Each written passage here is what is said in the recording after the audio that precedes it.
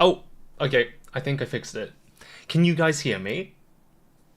Just let me know if there is any problem with the audio. I'm looking at the video. It's very, how do I call it? Grainy? Is it because of the light? Wait, well, let me just test something. If I but now the light over here. I think it is because of the. But that's fine. Whatever. So, how are you all doing? I hope you're all having a nice weekend. Today we have a very fun, very interesting lesson, and there's going to be a lot of kind of self-reflection. Let's say it's going to be a pretty fun lesson to do together. But let me just get a final few things ready, and then we can jump in to the lesson. Right, so I think it's working so far. So let's get this up. But yeah, how are you all doing? You can't hear me? Oh, now it's good. Wonderful. Nice to see you, Chia. And the other regulars. Let me check the Hello Talk side. Let's put this over. Oh no, I'm forgetting how to do things. So I need to put this. I need to have the comments over here. And then nice to see all the usual customers. I see Eddie, Mio, Momo, and I see a few other people. Very nice. We're going to start very soon. But how was your weekend? I didn't do too much. I did a bit of teaching in the morning. And apart from that, I went out. I did a lot of window shopping. I didn't buy anything because I think the Black Friday sales are already over. But I think closer to Christmas, all of the Christmas decorations are coming out. I mean, next week we have our Christmas lesson. But yeah, to be honest, even though Christmas is a big holiday in the UK, I'm not really a big fan of Christmas. I don't dislike it. It's fine. It's just that I don't really get so excited about Christmas. I don't know why. I guess maybe it's because I don't get any presents anymore. But yeah, presents are always fun. It's important to buy some presents for your young, kids, cousins, and things like that. But these days, yeah, Christmas is just another day to have a day off and just relax. Maybe I should start picking up my Japanese again. I always say it. I've been very lazy. But there we go. Okay, so how is everyone doing? Did you have a nice weekend? I hope you did. But yeah, I think we're pretty much ready. We'll just wait a few more minutes for people to come in. Let's begin at, what time is it now? It is 8:04. Let's begin in about 2 minutes. Okay, so I've got all of my equipment ready. I've got my dice. I've got these little tokens here. I don't know if you can see. I've got a few special tokens here. We're going to be using them later to tell your fortune, yeah? So, I hope you're ready. I hope you're ready to look into the future. Because it's going to be quite eye-opening, yeah? Alright. When I struggle, I really want to know it. Thank you, Bella, for sharing. Interesting. I mean, sometimes you can get a good or a bad fortune, right? So if you get a bad fortune, isn't that maybe a bit scarier? Then maybe it's better not to know your future if it's bad. But that's one of the discussion questions that we will talk about later. But, okay. I think we're pretty much good. There are not so many people today, but that's okay. Sometimes people are busy. Sometimes people have things to do. But today, we are gonna practice some English together. Okay? So I'll be relying on you guys. Please do share some of your comments. It always gives us more discussions, more topics. So yeah, I look forward to your answers. Right. Let's begin with today's topic. Can you see the future? Your destiny is in the cards reflecting on your personality and thinking about changes in the future. Okay? Now, future is the key word here, right? Because, of course, when we're thinking about fortune telling, we focus on the things that have not happened yet, the things that are coming in the future. So, let's have a look. First of all, let's have a look at this picture. You can see that I've kind of hidden some of these words here. Now, can anyone guess what words I have hidden here? Yeah, we have 3 secret hidden words, but looking at the theme, thinking about this theme, what do you think are the 3 words here? Okay, so just think about it. I'll give you a clue. Future. Future.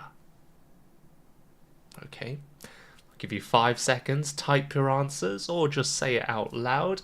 I see Chia has already always quick on the gun. Very well done. We have the first one.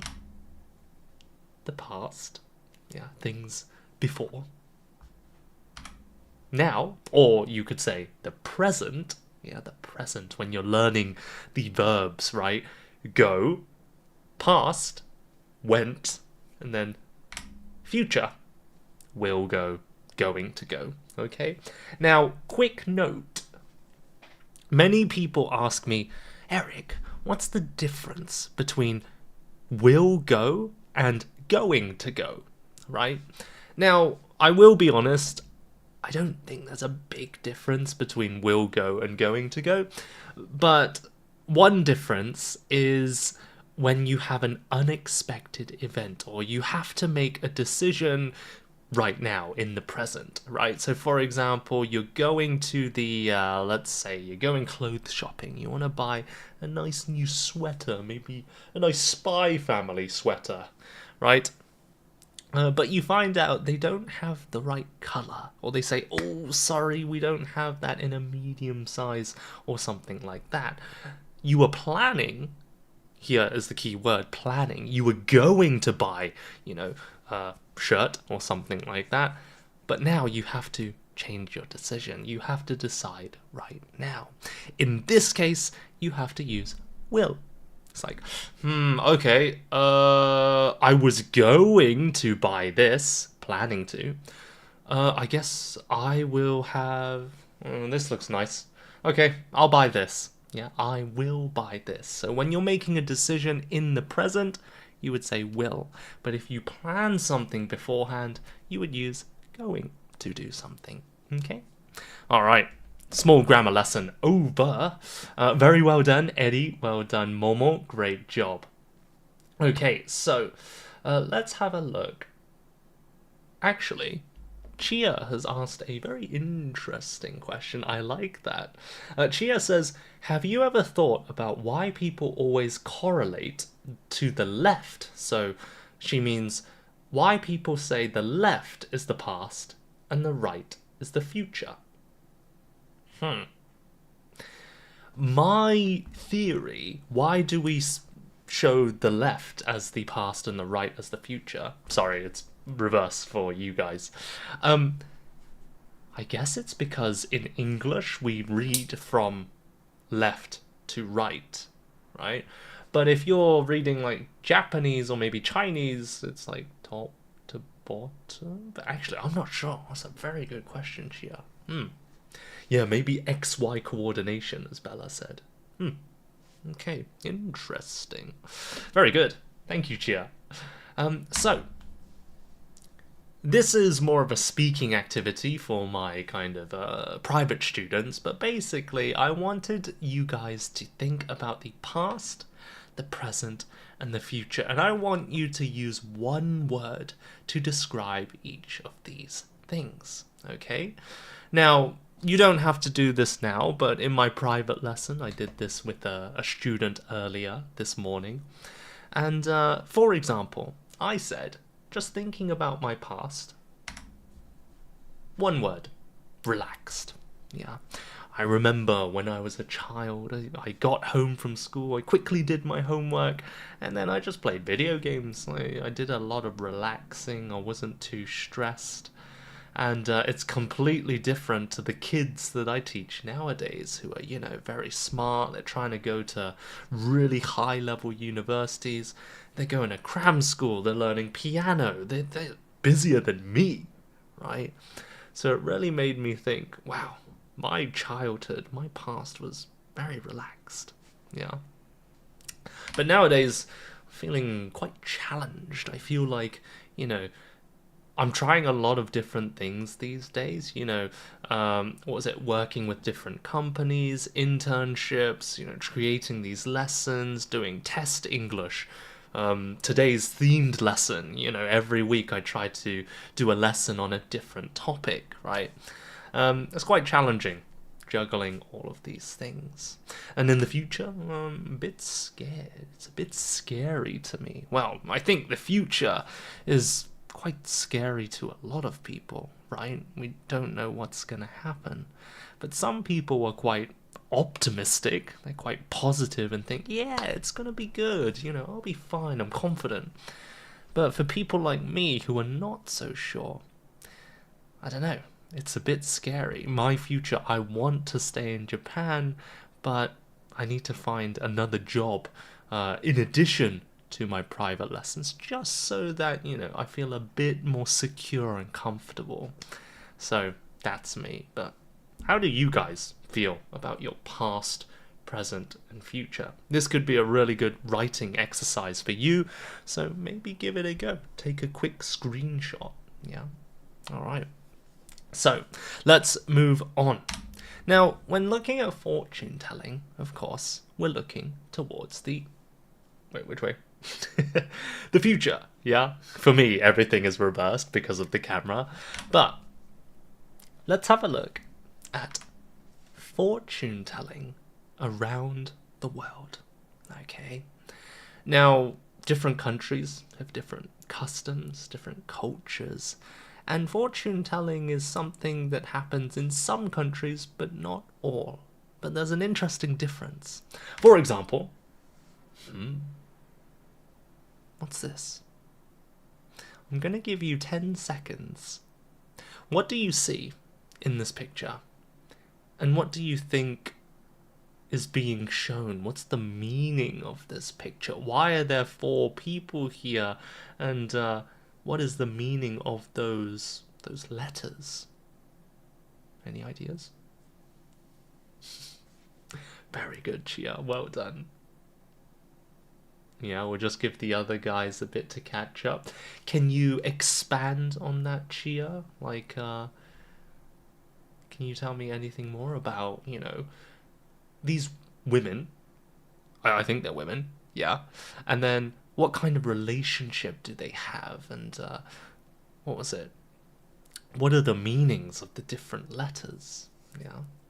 So, this is a picture showing blood types. Yeah, we have O on the left, A on the left, O, B, and then AB. Yeah, the different types of blood. Now, in Japan, there is a thing called blood type fortune telling. Now, I'm not very familiar with this. All I know is that, according to this blood type fortune telling, some people have a kind of better chemistry, so to speak. Some blood types tend to get along better than others, right? So if we look back at this picture, maybe on the left, A and O are particularly close, right? And they also say that different types have certain personalities. For example, I don't know, A is maybe quite a cheerful type of person. O is quite, serious, but very hardworking, determined, and so on. Now, I don't know which type is what kind of person, but actually, do you guys know your blood type? Because I actually don't. And I did a bit of research, I didn't put it in the presentation, but I think in Japan, almost everyone knows their blood type. right? If you ask them, they can give you the answer very quickly. But if you ask a British person, according to one survey, a very relatively small survey, it said that only around 40%, less than half, know their blood type. And actually, I don't know my blood type. I don't think I need to know. Now, it is very useful if you're in an emergency, but usually if you're, how do I say it?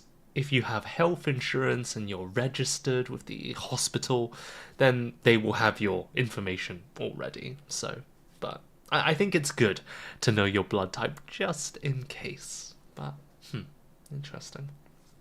But yeah, it says here, Gia says some countries think blood type is important for personalities. Ah, so maybe not just Japan. And also take blood type into account to finding a partner. It's important to know your blood type. Yeah, for emergencies. I agree. That's right. Yeah.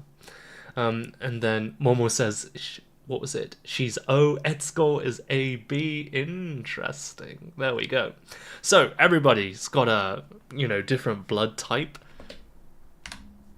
And we have these 4 categories: A, B, AB, and O. Bonus question. Which blood type is the universal blood donor? In other words, they can give blood to anybody else.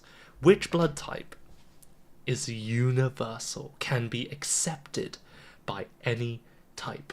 Very well done, Chia, Etsuko, Sarah, Momo. Of course, it is O, right? And I think, is it AB is the rarest blood type? Oh, I talked about this with my student earlier today, and she told me the answer. I've already forgotten. Terrible. I think AB is the rarest blood type, but there we go. Okay, so moving on. There's an interesting idiom I want to share with you guys today. Let's read it together. Birds of a feather flock together. Yeah, a nice rhyming phrase. Feather together. This means similar people tend to have good chemistry. They tend to get along well because they are similar. Yeah. Now, question. Do you guys agree? Do you guys think that birds of a feather flock together? Similar people tend to become friends? What do you guys think? Now, for me, I would say yes. I do think birds of a feather flock together, right? Especially if you think about school, right? Now, it doesn't have to be personality. As one of my students earlier today told me, her friends may not always be the same in terms of personality, but it could be because of their situation, right? Many people become friends just because they're in the same class at school, or maybe they were in the same club or something, right? But their personalities might be very different, yeah? But generally, I think the more similar you are, similar hobbies, similar values are very important, right? Similar backgrounds, right? Could be race. And you actually see this a lot in British schools. If I tell you a quick short story, in British schools, it's a lot more international these days because, of course, we have a lot of immigrants. My family immigrated to the UK. I am the first generation to be born in the UK. But my mother came from Hong Kong and my father came from Malaysia. And in primary school, in elementary school, it was mostly, I think, just pure British people, because it was a very small town, a local area. But when I went to a larger school in the big city, there were a lot of, people from different countries. Spanish, German, French, a lot of people from Hong Kong, some from China, not so many from Korea or Japan, but nowadays, probably more. And an interesting thing that we noticed was when we had lunch in the dining room or the cafeteria, right? Generally, you can choose where you want to sit. You can choose any place that's open. And you often found that, what was it? People from different countries would usually sit together. And sorry, I didn't explain that. For example, the Asian kids, the Chinese kids would usually sit on this table. The Spanish kids would sit here, the Nigerian kids would sit here. Often you get these different groups that we would call cliques. Cliques, which are basically groups that have a similar thing in common, right? It could be a hobby, could be a what else? Could be a club, but it's usually, I want to say it's race, but actually let me check this because I'm not 100% confident. I can't tell you something that's false, right? Clique, let's have a quick look. It's okay for teachers to look things up. A small group of people who spend their time together and do not welcome other people into that group. Our golf club is run by a very unfriendly clique of people. Okay, so it's not always race, it's just a small group. It's very kind of like exclusive, right? It's like, oh, you can't join this group unless, you meet these conditions, right? It's not very good, right? But these things happen. People naturally form groups and cliques. Okay? Alright, so, sorry, that was a bit of a tangent. I went off track. But, yeah, so Chia says she agrees. She thinks that birds of a feather flock together. Yeah. And interesting, Sarah says she thinks opposites attract the most. Yeah. Well, actually, there is another phrase called opposites attract. Yeah, that's basically the opposite of birds of a feather flock together. Okay. Now, quick question. Hello. There we go. Are you similar to your friends? Okay. I want you to think about this. And again, this is a really nice kind of writing exercise that you could do. But think about your best friend.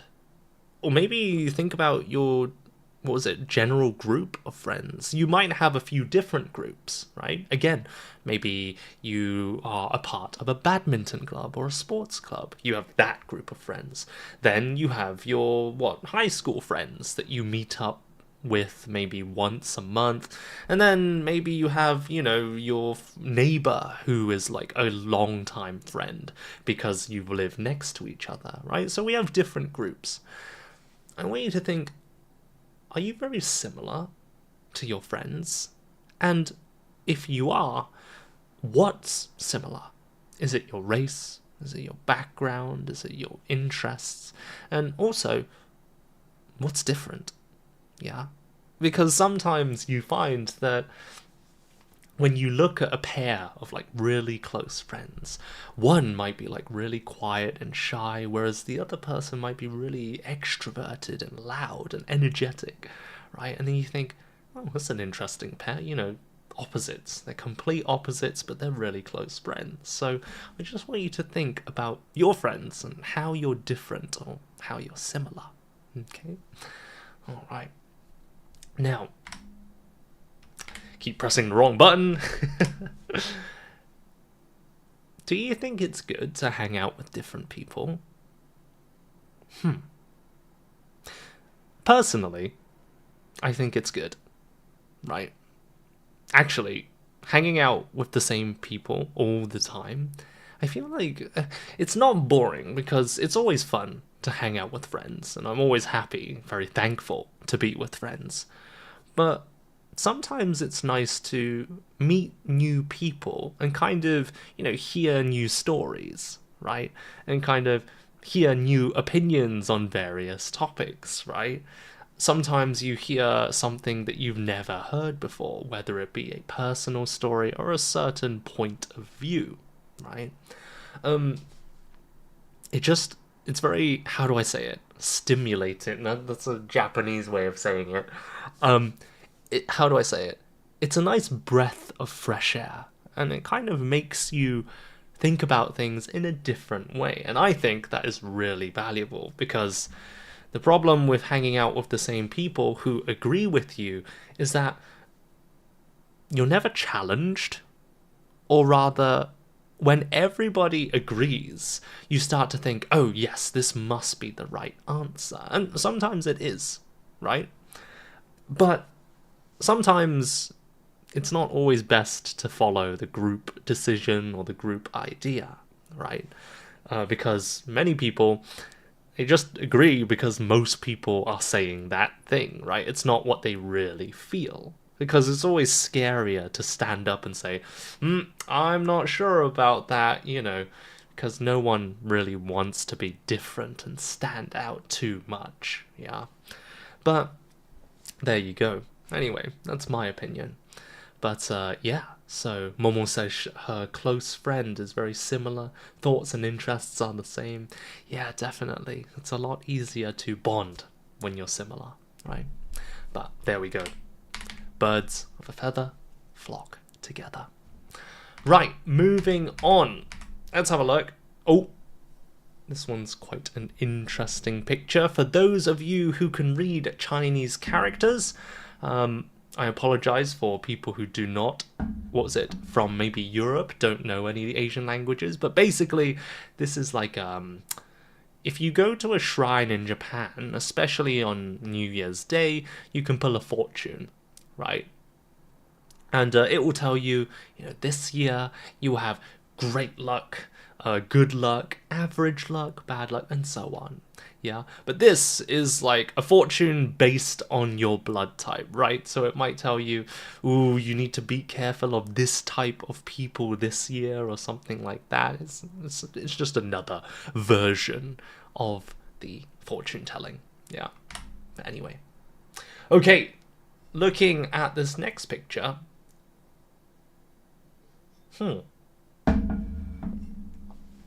What do you see here? This is another type.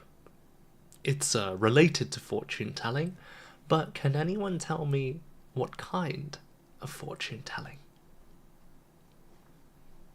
Any ideas? I'll give you 5 seconds. 5, 4, 3, 2, 1. And the clue is, of course, this thing. This is a cup. Right, this here. This is a cup, right? Can you think of any types of fortune telling which might use a cup? Very good, Eddie. It is a teacup, even more specific. Perfect. Yeah. What kind of fortune telling might use a teacup? If you're in Asian cultures, especially in China, I believe, this might be more common. Ooh, Momo says, reading the cup. Interesting. And Chia says, isn't it like a jinx when the cup breaks? It will be bad luck. Ooh, that's a good idea. So you're talking about a superstition. We talked about superstitions a few weeks ago. But, yeah.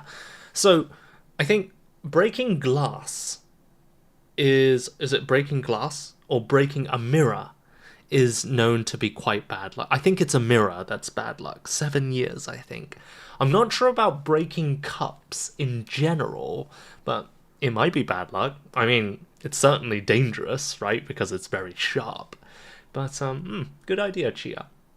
But the thing I am talking about is something called tasseography. Okay, this is fortune telling using tea leaves. Now, I can't remember which country this comes from. I think many different countries do it in a different way. But in this version, they basically pour. Do they pour or do they just like dump it? I can't remember. But they remove the water, probably by pouring the water away. And they don't touch it. They just see how the tea leaves kind of arrange themselves or settle in the teacup, right? I think in Japan, it's something like if there is a tea leaf floating on the top of the water, hot water, then it's good luck or something like that. And I think maybe in China it's like depending on the direction that the leaf is pointing. I don't know. I'm no tasseography expert, but it's something like that. Yeah. If there's anybody who is from a country that uses tasseography, please let us know. But let's have a closer look at this picture. Now, I want you to tell me, do you see anything in this picture? In other words, looking at these tea leaves, what does it look like to you? Now, there are two things that kind of look like something.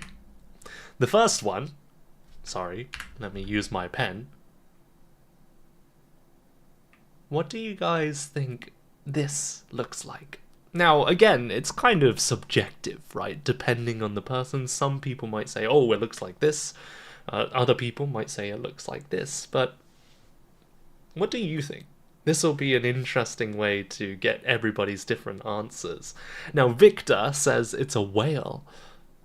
Ooh, I can see that, right? So maybe like this part is the tail. Sorry, let me use my highlighter. That might be a bit easier.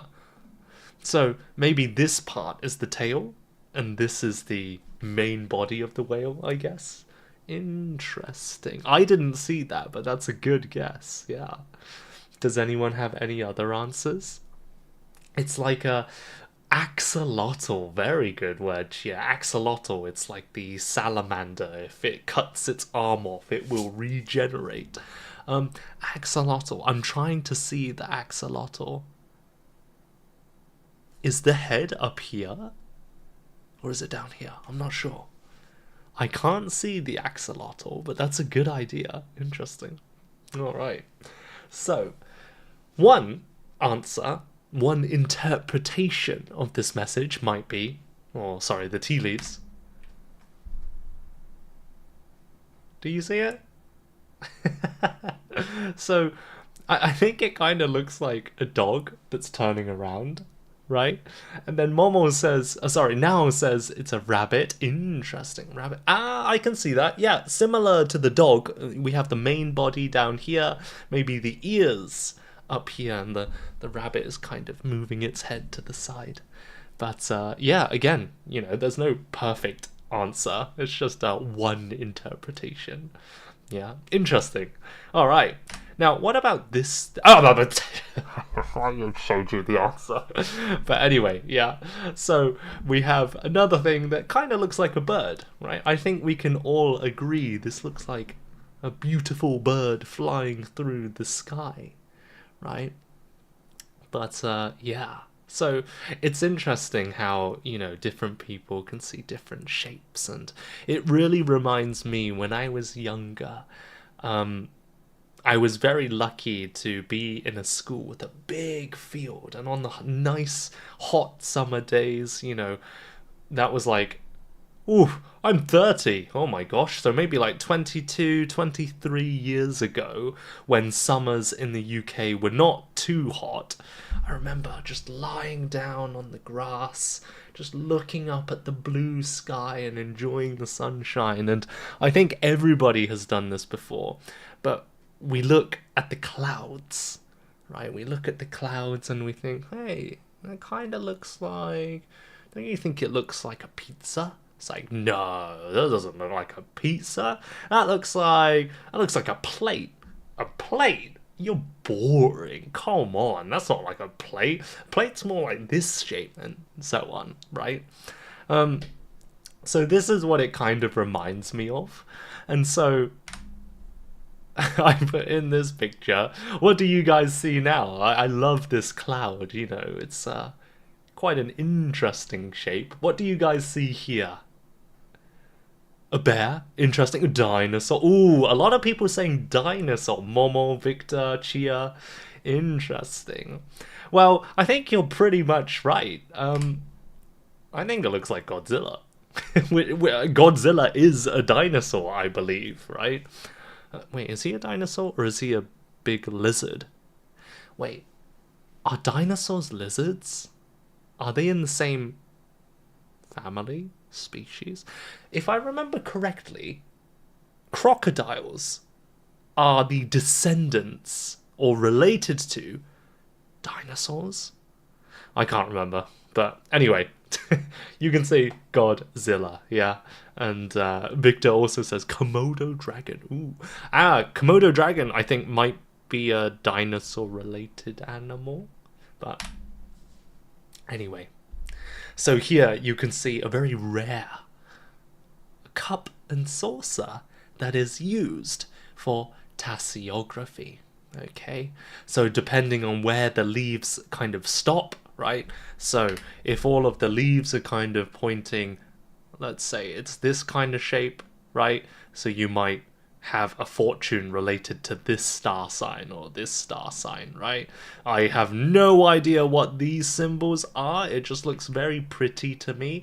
I don't know how you use it, but it's probably something like that. Yeah, horoscopes, exactly, Momo. Yeah. All right. So moving on. Oh, that was it. Sorry, I was waiting for the next image.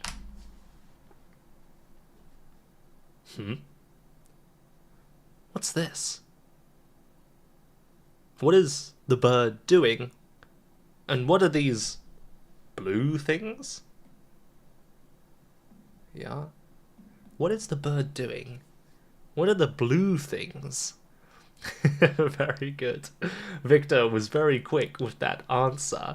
This is indeed a bird divination. Okay, now I'm going to quickly show you a video. I don't know if the audio is going to work, but the audio is not so important, so don't worry. But let's have a quick look at a video of this bird divination.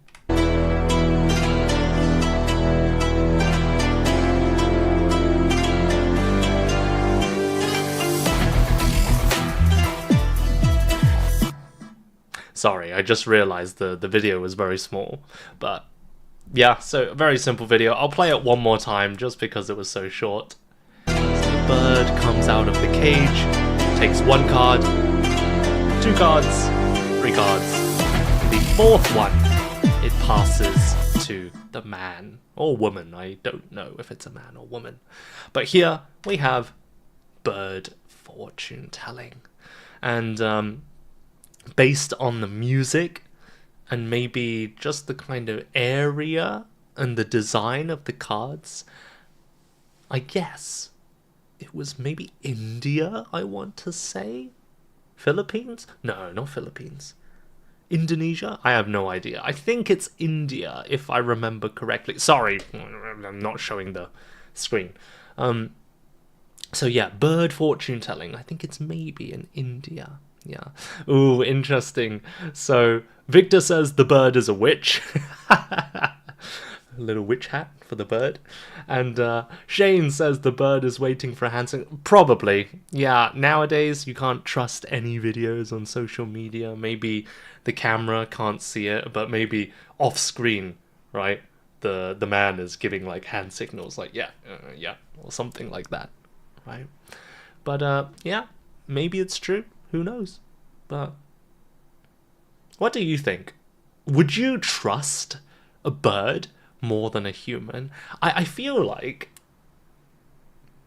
I would trust a bird to pick my fortune than a real fortune teller, just because I've heard so many stories of, what do you call it, real fortune tellers kind of scamming people and just, saying like, oh, you're gonna make a lot of money. They try to make them feel good so that they get a good fortune and then they come back. It's like, money business. But I feel like a bird just wouldn't care. But yeah, maybe the bird would just take the first card and give it to you. I don't know, whatever. But bird fortune telling, very interesting. So there we go. Right, moving on. Now, we're going to start to get ready for the main event, okay? Now, one word that will be important to understand for this next topic is this. What is this picture showing? What is the man doing? And what is going to happen in a moment? Yeah. I'm going to give you 10 seconds just to write maybe a short sentence. What did he do in the past? What's happening in the present? What's going to happen in the future? Chia said domino effect. That's very good. It's not the word I'm looking for, but it's a very good phrase. And I totally understand why you said this. It is dominoes. Very good. So, this man, for some reason, has started a set of dominoes. He's pushed the first domino, and it's causing a chain reaction. Okay? But I'm not focusing on the chain reaction. He started the event, and very soon, what's going to happen in maybe a few seconds? The dominoes are going to go all the way around, and then it's going to fall on him if he doesn't move, right? So we started something, and then he's going to get the result later. Okay? Now, let's have a quick look at the sentence. If you do something good will happen to you. And vice versa. Vice versa, meaning the opposite, is also true. So if you do something good will happen to you. If you do something bad will happen to you. For example, if you steal from a shop, bad. If, not always, but there's a chance that you will be caught by the police and put in prison. Bad action, bad result. What do we call this idea? Where if you do something good happens. If you do something bad happens. This is very well done, A and Victor. This is karma. Okay? I can't remember which religion. Is it a Buddhist idea? I can't remember, but I think many people, believe in karma, but do you believe in karma? Is it just some magical power? Is it like a spiritual thing? Or is it just something that happens in real life? Is there an explanation for it? Right, a scientific explanation. Chia says, when a man makes a mistake in his past and he stays not doing anything, it will come back to him in the future. Yeah, very good point. Exactly. Yeah. Now, unfortunately, I don't think everybody, there are many criminals or serial killers that escaped, and they didn't face any bad consequences. So I don't think karma kind of happens to everyone, but often it does. Yeah. And Momo says she believes. Yeah. Now, after studying social psychology and especially evolutionary psychology in university, karma, I don't know if I would call it karma, but your actions definitely have consequences, right? So for example, if you steal from a person in the group, especially a long time ago, like in the Stone Age, where, there were less people, very small groups, and it was very important to work together to survive, right? Because nowadays, we don't need to make friends to survive, right? Even if we don't have friends, we can just buy food at the convenience store. As long as we have a job and a house, then we can kind of just go home and never talk to anyone, right? But back then, it was not so easy, yeah? Relationships were important. So, if you did something bad to someone else, then, of course, that person will say, oh, we can't trust this person, right? We need to get rid of this guy and, exclude him from the group, right? And for that person, that's going to put them in a lot of danger trying to survive outside all by themselves. And you can see this in nature as well. If I show you this picture. Interesting. What is this? What animal is this? Just one word. It is. Victor says it's a but. You made the same mistake twice. Very good.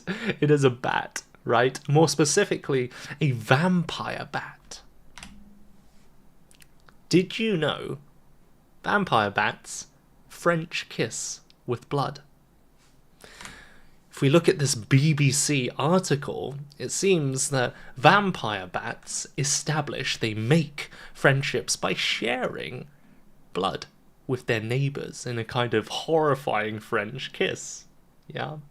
So basically, similar to humans, bats kind of live in groups, especially like if you think about like a cave. Bats often, in movies, they kind of fly out, but they're never alone, right? They're usually in huge groups, right? Similar to birds as well. They often kind of fly around in big groups, right? And animals that work together in groups, of course, they often do things like sharing food or, making noise to communicate with each other. And what you'll find, the interesting thing about bats is that bats will remember who has shared blood with them. In other words, if a bat doesn't share any blood with any other members, the other members will remember that and they will recognize, ooh, he doesn't share. And in return, they will not, or they will be less likely to give blood to them when they need it. Yeah. So bats actually, and many social animals like chimpanzees and other primates, they have a good memory and they have this kind of trust system, right? So in other words, you need to be careful with what you do. If you do something good, like sharing food, you're more likely to get food back. Karma. And vice versa. Okay? So there you go. Pretty interesting, don't you think? But there's another phrase when it comes to karma, yeah? You can say, like, if there's a situation where somebody does something bad and a bad result happens to them, you can say, well, that's karma. But you can also say, you get what you deserve. You get what you deserve. Now, if you're Japanese or maybe Chinese, I don't know if it's the same, you could say jigo jidoku or something like that. Meaning, if you do something bad, it's karma. You get what you deserve, okay? Now, I'm going to show you a very short video, or a GIF, okay? What do you think is going to happen here? Okay? This is a big clue. So this man is going to do something good or bad, and then something good or bad will happen to him. What do you think is going to happen? I'll just give you don't have to write it, just think maybe 5 seconds, Is he going to jump into the water? Is he going to, pick up the dog and throw it into the water? Momo says she thinks that, well, actually, I don't know if Momo is a girl or a boy, sorry. But Momo thinks the man will kick the dog, right? So if he does something bad, when he tries to kick the dog, what might happen afterwards? Yeah, maybe the dog might bite him, right? Maybe that's karma. Let's have a look. 3, 2, 1. Come on. Yeah, so Momo was correct. Very well done. Yeah, so in other words, he tried to push or kick the dog into the water, but fell in. He got what he deserved. Okay, he got what he deserved. And Susie said a nice phrase, instant karma. That's actually a nice phrase. Well done, Susie. Yeah, we often say instant karma, right? Karma, that happened, of course, right away. Yeah. So, instant karma, good stuff. He got what he deserved. Let's have a look at another example. Now, what do you think is going to happen? So we have a black car. We have the camera that's inside another car. Does anyone know what might happen here? Yeah. Is it going to be good? Is it going to be bad? You can see lots of cars waiting here, moving maybe slowly. Lots of traffic. What happens when traffic is moving slowly, or what do you often see when there's, slow traffic? 3, 2, 1. Let's have a look. Oh. Yeah, that's classic. Yeah. This is instant karma. Yeah. In other words, this guy got what he deserved. Or girl. I don't know if it's a guy or a girl. But the silver car tried to recklessly overtake the black one, but crashed into the guardrail, or the barrier. That's karma. Yeah. The silver car tried to recklessly overtake the black one, but crashed into the guardrail. That's karma. Okay? Alright. So, drive safely. Don't be aggressive, just be patient, take your time, and you can avoid accidents like this. Yeah. If he gets what he deserves, why should we rescue him? That's a good question, Victor. Yeah. I mean, people do stupid things. People make mistakes. But I think, depending on how serious it is, depending on the situation, like, if it's somebody's first time making a mistake, right? It's also about the intention, right? Because some people just make mistakes because they're bad drivers. Maybe they I don't know, they lost control. But some people do bad things. For example, looking at their smartphone because they're bored or something, right? But children do stupid things. Sometimes they're mean, they hurt other children, but that's because they don't know often, right? So I think we should help some people, but it really does depend, doesn't it? Yeah. But good question, Victor. I like that. Okay, right, next one. So this one is a bit difficult. It's hard to see, but I'll just quickly show you what happens. Okay. Can you describe in English, in maybe one sentence, what happens here?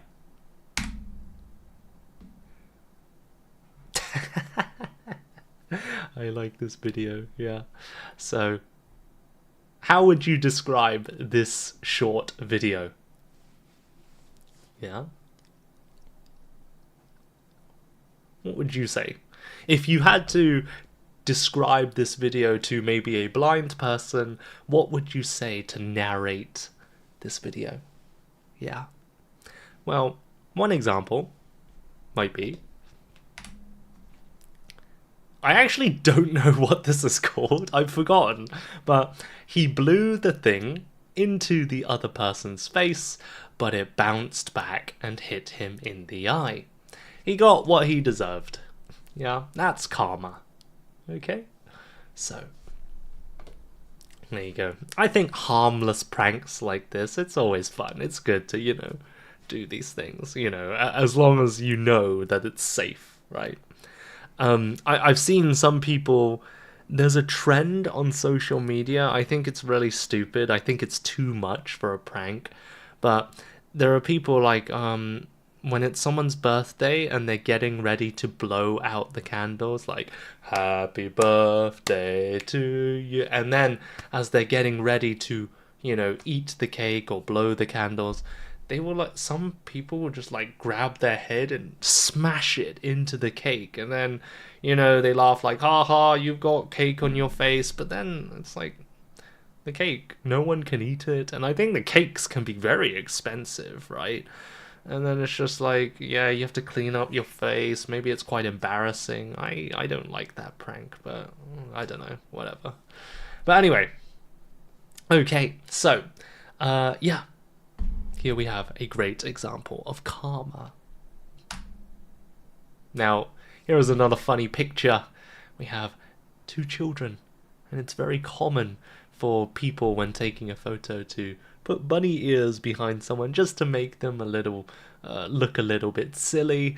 But the ironic thing here is that the brother tried to do this, well, I think they're brothers, tried to do this to the young boy, but the donkey was very well placed. It almost looks like AI or photoshopped, but the donkey has perfectly positioned himself behind the boy, so that now the boy has donkey ears. Yeah, so it was quite ironic, isn't it? Maybe it's karma, but there we go.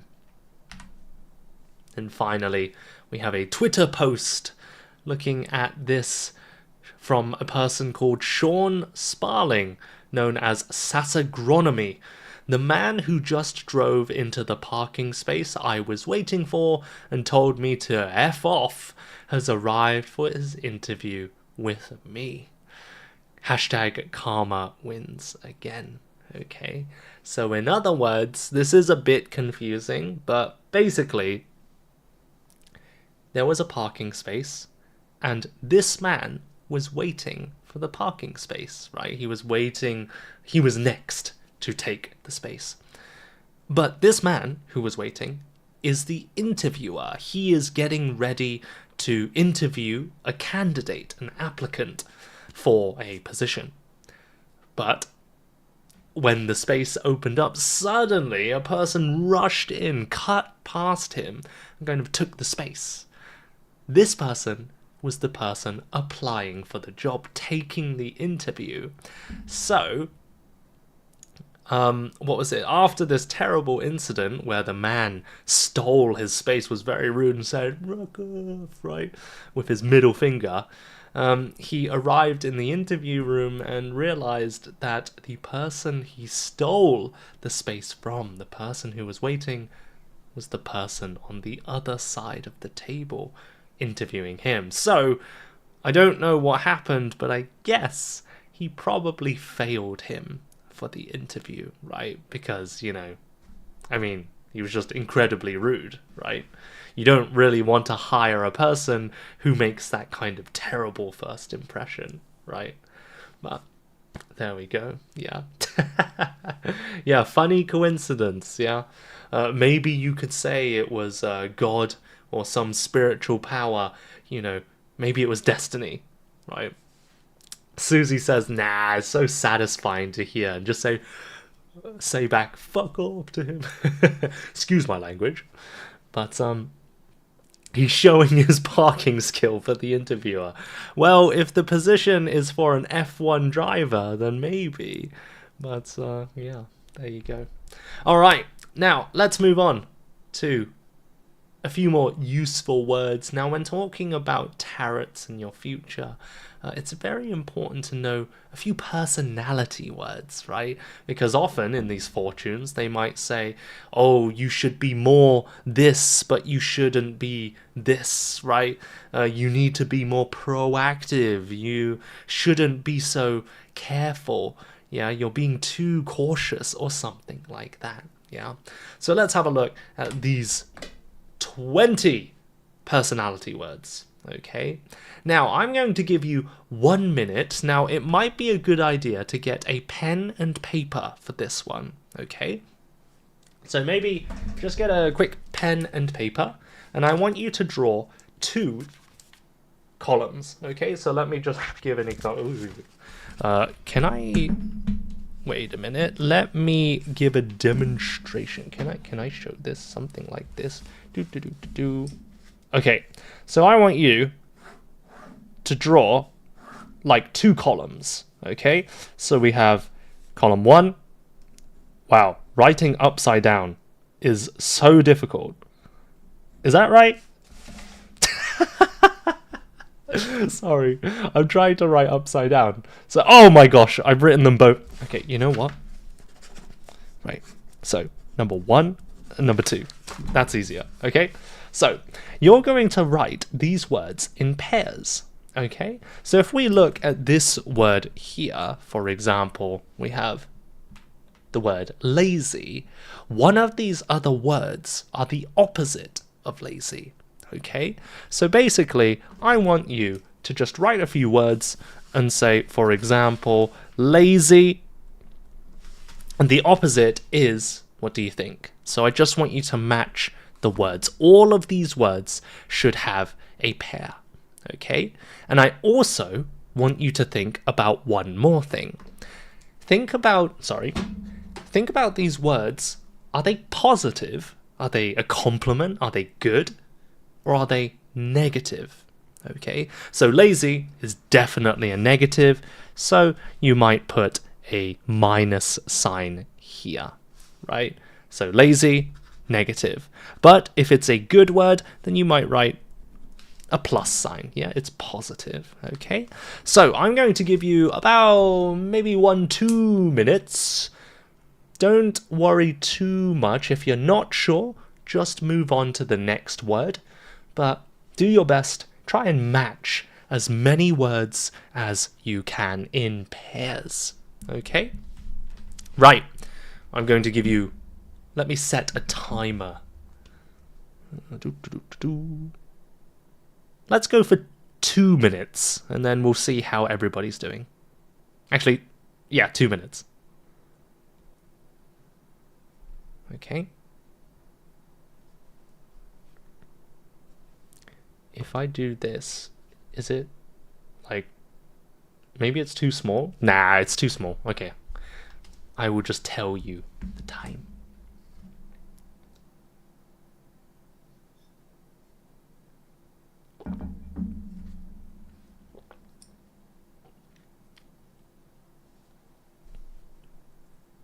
One minute and 30 seconds. And by the way, it might be a good idea later, I will show you the answers, but you might want to take a screenshot of the answers, yeah, just so you can use it for your studies later.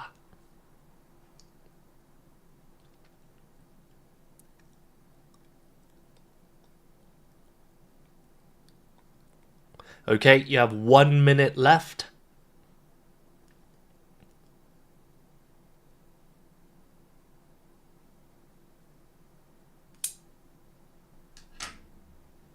Ooh, interesting. And Victor has become a monkey. Ooh, ah. Man, I am hungry. I had lunch as well.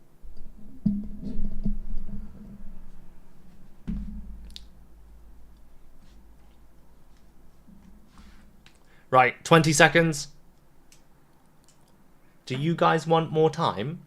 If you want more time, please write time.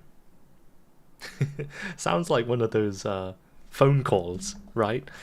If you want to speak to a salesperson, please press 1. If you would like to use our toilet, please press 3. Mio says time, no problem. So I'll give you another minute.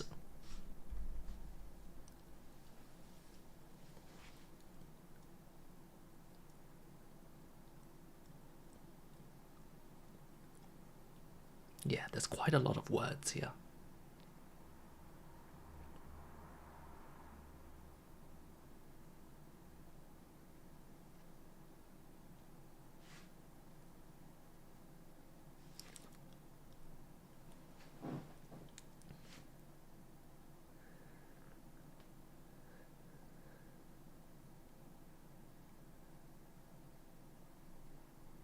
Oh, is it 28 words? Whoops. Sorry. 4, 8, 12, 16. Oh, yeah, that's right. It is 28.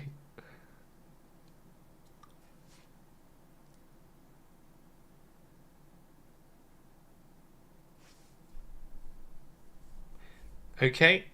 Right. Let's end it there. Don't worry if you don't have all the answers. We'll just go through as many as we can. Okay? Right. So, are you guys ready? Let's have a look. And the answers are... da-dun! Okay. So, the opposites, the pairs, are lazy, diligent, cheerful, gloomy, selfish, selfless, brave, cowardly, talkative, quiet, rude, polite, introvert, extrovert, and then on this side, careless, careful, patient, short-tempered, innocent, naive, optimistic, pessimistic, relaxed, uptight, nonchalant, obsessive, considerate, inconsiderate. Okay? Right. So, I'm not going to go through all of the words, but if you guys have any questions, yeah, like, oh, could you quickly explain what is the difference between this and this, or, what does this mean? Just write the word, and then I'll go over it. Now, Victor said a word that I was expecting, nonchalant. Nonchalant is basically like, so for example, I had this, I looked it up. So I had a lesson with a student earlier today, and this was one word that we were talking about. Nonchalant is basically not caring. It's like being relaxed. But if I ask you, for example, oh, are you ready for the test tomorrow? Have you been studying? I'm really nervous because, if we fail this test, we're going to fail the whole year. I might say, the other person is nonchalant. They might say, yeah, I mean, if we fail, we fail. It's like, it's not the end of the world, but yeah, I've done a bit of study. So it's kind of like relaxed, but not caring or looking like, and this is the important point, they look like they don't care or they're not interested in something. It's quite a cold person.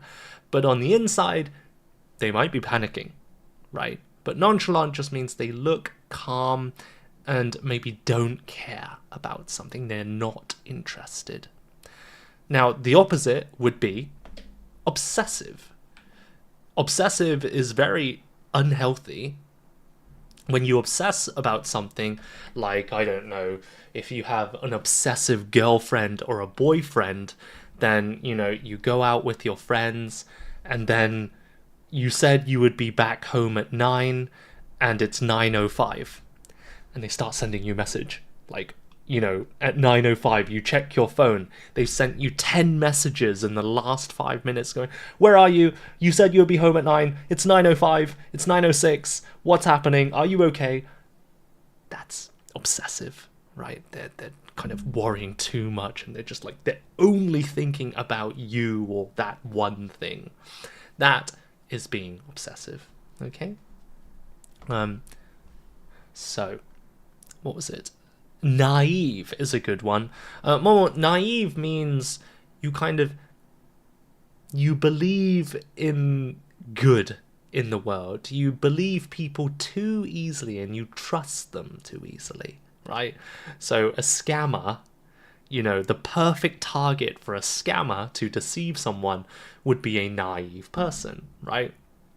Saying like, oh, you want to help your grandmother, don't you? She's really sick and we need some money to help her. A naive person would say, oh no, of course, okay, I'll send you the money right away, and so on, right? That's somebody who's a bit naive, right?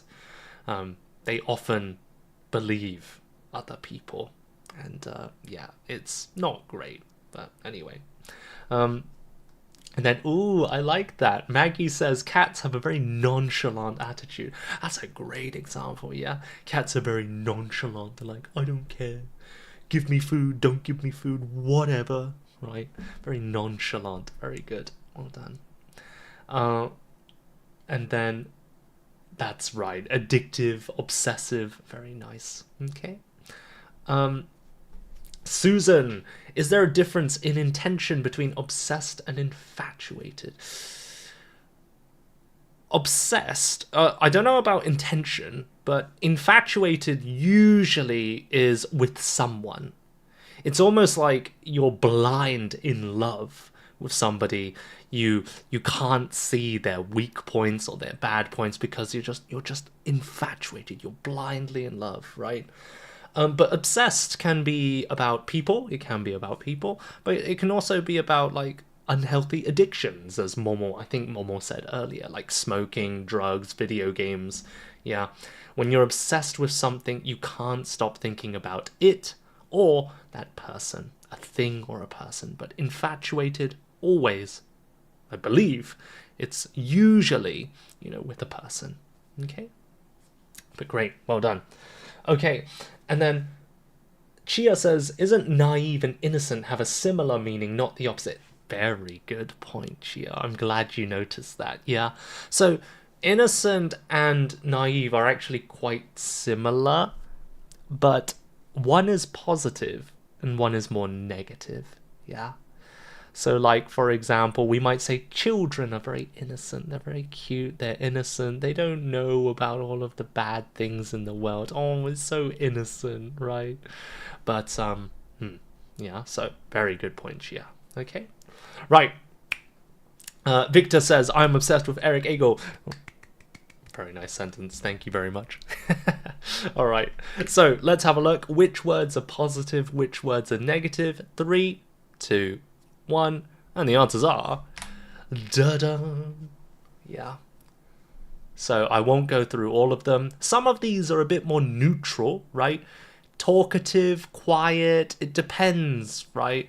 I mean, some people say that being quiet is not good, but I would say it depends on the situation, right? If you're in a library, we want quiet people. Some people are too talkative. They talk too much, just like this guy, right? I'm very talkative. It's not good. Introvert, extrovert, there's nothing wrong with being, an introvert. Being a bit more relaxed when you're by yourself, right? But I would argue that, obsessive, definitely bad. Yeah. Don't think too much about something. Actually, nonchalant could be bad or good, right? Because if you are trying to, talk to somebody and say, what do you think about this? And it's like, whatever. It's quite annoying to talk to people who are too nonchalant, right? Because they're not interested, they don't care, so it's not nice to talk to those kinds of people sometimes. Yeah, so sorry, I take back. I'm gonna say that's maybe neutral, maybe negative. Yeah, but these are the ones. Careful, definitely good. Careless, bad. Short-tempered, definitely bad. Patient, good, and so on. Are there any others? Does anyone have any questions? Considerate. Rudrakshi says considerate. Considerate means that you think about other people's feelings. Okay? So generally being considerate is very good, right? Like, oh, I shouldn't say this because... Like, let's say, for example, you're at a group dinner and you have a friend who's maybe not so comfortable with their body weight or their body shape. Maybe they feel a bit overweight, right? You've talked to them about this before. And the other people don't know this, but they start making jokes about fat people. Like, oh, what did the fat person say to the thin person or something? And then, they start talking about it, and this, and that the other person is a bit, embarrassed about their body weight, and they don't feel comfortable with this. You're thinking, about their feelings. In other words, you're being considerate. So you might tell the other person, you might try to change the topic. You might say, "Oh, that was really funny. Oh, I heard a joke the other day. What did the fish say to the clown?" Right? Like a not so sensitive joke, right? This is being considerate. It's thinking about other people's feelings. Okay? Inconsiderate is the opposite. Yeah. But anyway. Okay? Susan says, I recently learned nonchalant and it sounded like a red flag to me. Wonderful. Great phrase. Red flag. Yeah. You don't want people who are too nonchalant. Alright. Great job. So, I think we're ready. Are we all ready to move on? Because now we're going to do a personality test. Well, not test, sorry. I'm going to test you on the words. Okay? So, are you ready? Let's test your knowledge of these words. She always thinks about how her words and actions affect others. She's incredibly... Oh, this is easy. I just talked about this. Big clue. 3, 2, 1. If you get this wrong, I'm gonna come to your house and slap you because this is easy. No, I'm joking, of course. Because I don't know where you live. No. So, the answer is considerate. Yeah, because you're thinking about how words and actions affect others. You're thinking about others. Okay? She's incredibly considerate.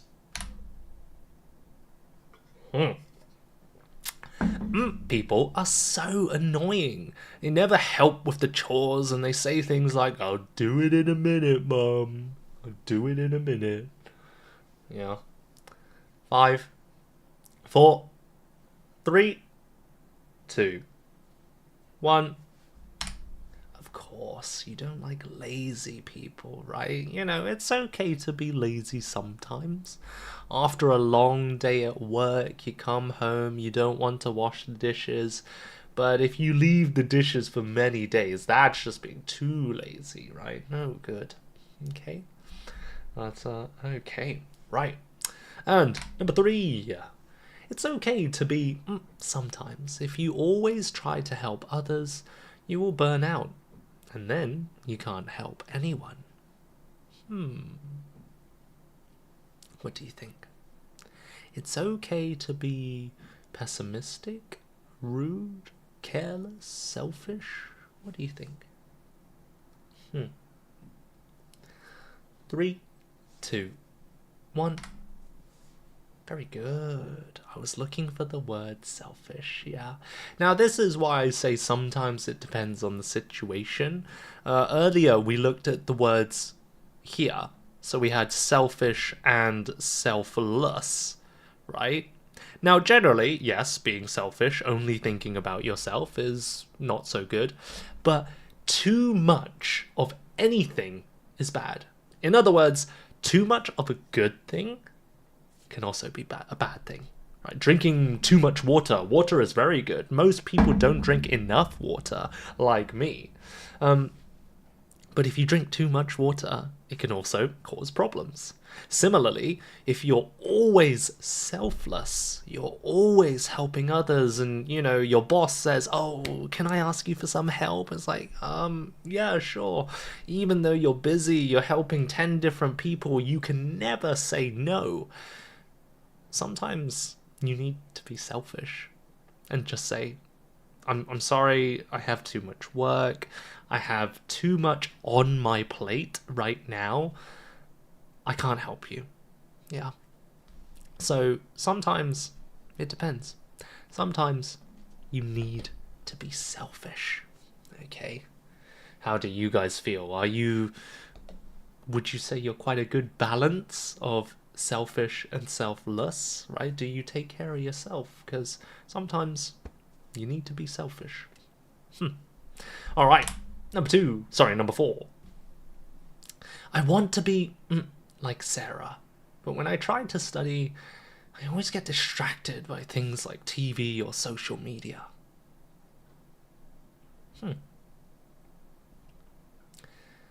What do you think? Very good, Chia. Well done. So, the answer is 3, 2, 1. I want to be diligent like Sarah. Yeah. Study is the key word here. Distracted, right? Diligent people, even if there are distractions, they will always work hard. Diligent is very similar to hard working. Okay? So, very nice. Okay? Right, so, next one. Some people misunderstand me. They think but I just think talking to people is nerve-wracking sometimes. In other words, it's scary. It makes me feel nervous. Yeah, nerve-wracking is a good word to know. Some people misunderstand me. They think I'm Victor says idiot. That's not even on the list, Victor. The answer is 3, 2, 1. The answer is introvert. Very good. Yeah. So, in other words, they think I'm an introvert, right? They think I prefer to be alone and by myself.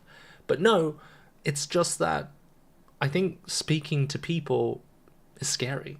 It makes me feel nervous. I want to talk to people, but I'm just too nervous. Yeah. People think I'm an introvert, but I'm not. Okay. All right. Actually, I used to be like this.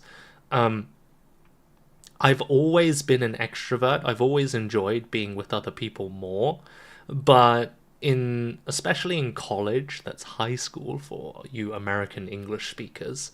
In college, well, actually in secondary school as well, I used to be very shy. I didn't have so much confidence. But now, because of my work and being a teacher and, having to come out of my shell, be more confident, I've been able to kind of, get the confidence to be my extroverted self. But, yeah. So, Chia, it's not extrovert because, what was it? Many people think I'm an introvert. They think I prefer to be alone. That's what introvert means. It means you're, you prefer to spend time alone. Yeah? It's not the same as shy, okay? Because introverted people are not always shy. Yeah? They do tend to be shy, right? Shy people means like they're not good at talking to others, but introvert means that they prefer not to talk to others, or rather, talking to others is very exhausting, right? So, yeah. Okay. All right. So, let's move on. Very good, Momo. Gaining energy by being alone. That's right. Yeah. Some people get energy from being with others, like, when everybody gets excited, like, yeah, let's go, right? Watching a movie together, going to a sports game together, you feel that energy. But for some people, it's very exhausting. Yeah. But, very good. Well done. Okay, moving on. Why did you just trust him? He's a complete, mistake. He's a complete stranger. Why are you so... Okay.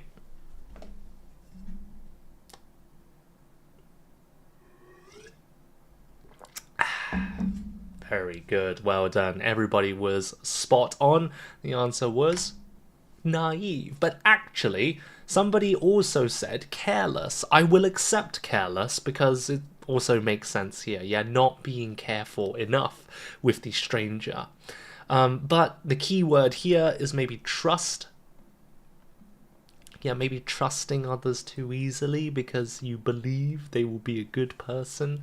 Just being naive, right? Okay? And remember, naive is negative, whereas innocent is positive, right? Yeah. Okay? Right. Next one. To be honest, I don't like people. I just don't understand why they're so happy all the time.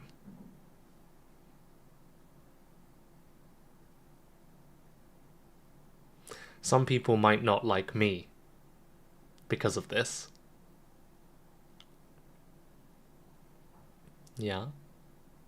So 3, 2, 1. I don't like cheerful people. I don't understand why they're so happy all the time. Yeah. So many people have said I'm a very cheerful person. I would say I'm good at acting cheerful.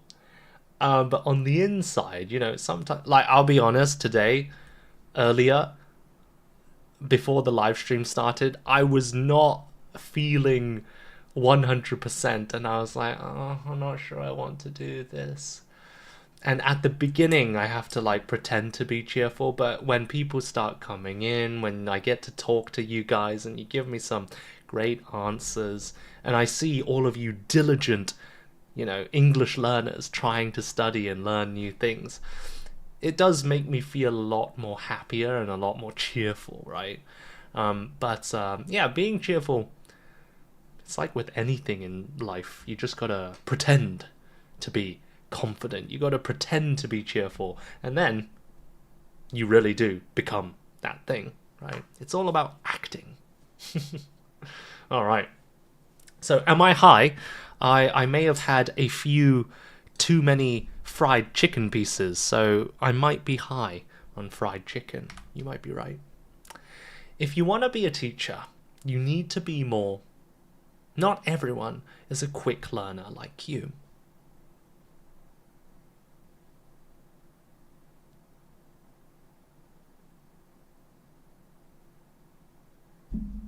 Three, 2, 1. The answer is patient. Very good. Yeah. The key word here being quick learner, right? The quick learner might be thinking, oh, why don't other people just remember words so quickly? Why do I need to explain things so many times, right? He's not being very patient. He's very impatient, right? Yeah. Being a teacher, it's important to be patient, to wait for people to, make sentences, to give answers, right? Sometimes I'm very happy to be patient when I teach English, especially when it comes to my lessons, because I understand that, well, I study Japanese, and I know how scary it is to, to speak another language. And I know that pressure that we feel when we are making the other person wait for our answer. But for me, like, I've got 25 minutes for a lesson, right? So if I wait and they don't say anything, it just means it's less work for me, right? I don't have to do anything extra. But the most important reason is that I want the students to feel that it's okay. If I wait 10, 15, 20 seconds and I'm, just like, take your time. Then in the future, they will think, oh, okay, it's okay. Like, if I take my time. Yeah, that's the most important thing for me, to make them feel relaxed. Yeah. But anyway, thank you very much. So, sorry, were there a few comments? Are you high? Patient? Question sentences are fun. Good, I'm glad you enjoy it, yeah. Give all red-coloured words compliments to Eric. Do you mean say the bad words to me? Okay, right, but very well done. Good job, guys. Okay, so we're going to do the final vocabulary exercise before we look at the tarot cards, because there's going to be a lot of reading, a lot of English, so we need to get you ready, okay? Let's have a look at these words, okay? Now, not all of these words are useful for everyday life, but they are useful for tarots. So, let's look at the words. Sorry, let me use my laser pointer. We have container, symbol, orb, crown, lantern, sphinx, throne, wand, robe, pillar, pedestal, sword, staff, or scepter? Right.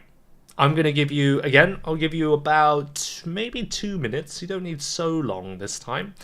Just to match the words with the correct picture. Now, I know it's very difficult because this is a live stream. You can't draw on my screen. But just have a think. Like, oh, this is a... Yeah. So I'll help you with the first one. Let's do the first one. Let's go. This is a wand. Imagine in Harry Potter, yeah, Wingardium Leviosa, and then they make the thing float, right? We have a classic, a wand, right?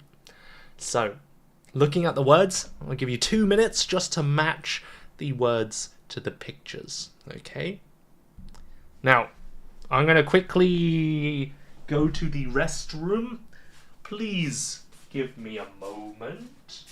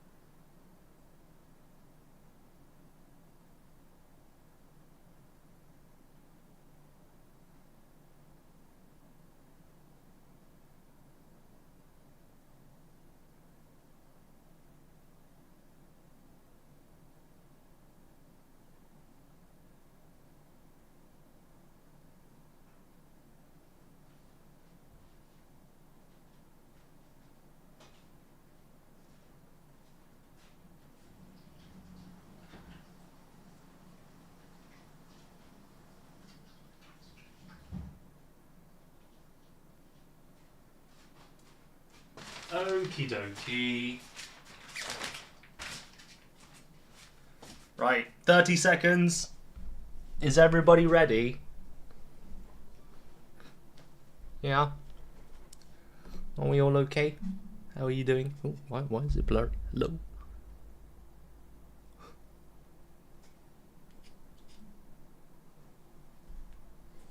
Oh, there we go. What was that?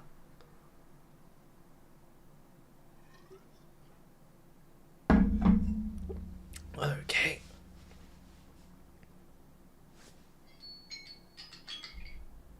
All right. So, shall we have a look at the answers? Yeah? Do people want more time? If you want more time, please type time. 5, 4, 3, 2.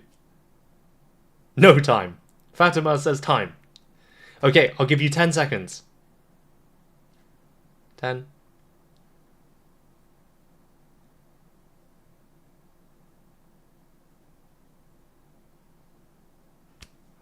Okay, right. Let's have a look at the answers. Okay, so the answers are 3, 2, 1.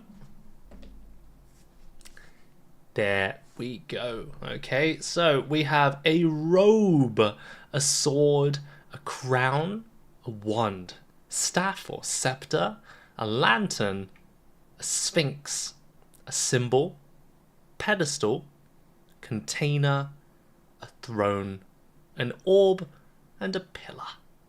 Okay?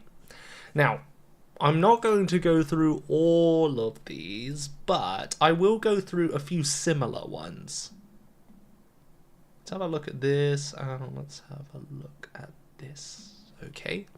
So, what's the difference between a wand, a staff, and a scepter? Now, I should have separated staff and scepter. I can't remember why I put them together. But a wand is something for magic. We don't have wands in real life, or rather, we have fake ones, for fantasy. But wands are not real life objects because magic doesn't exist. Or does it?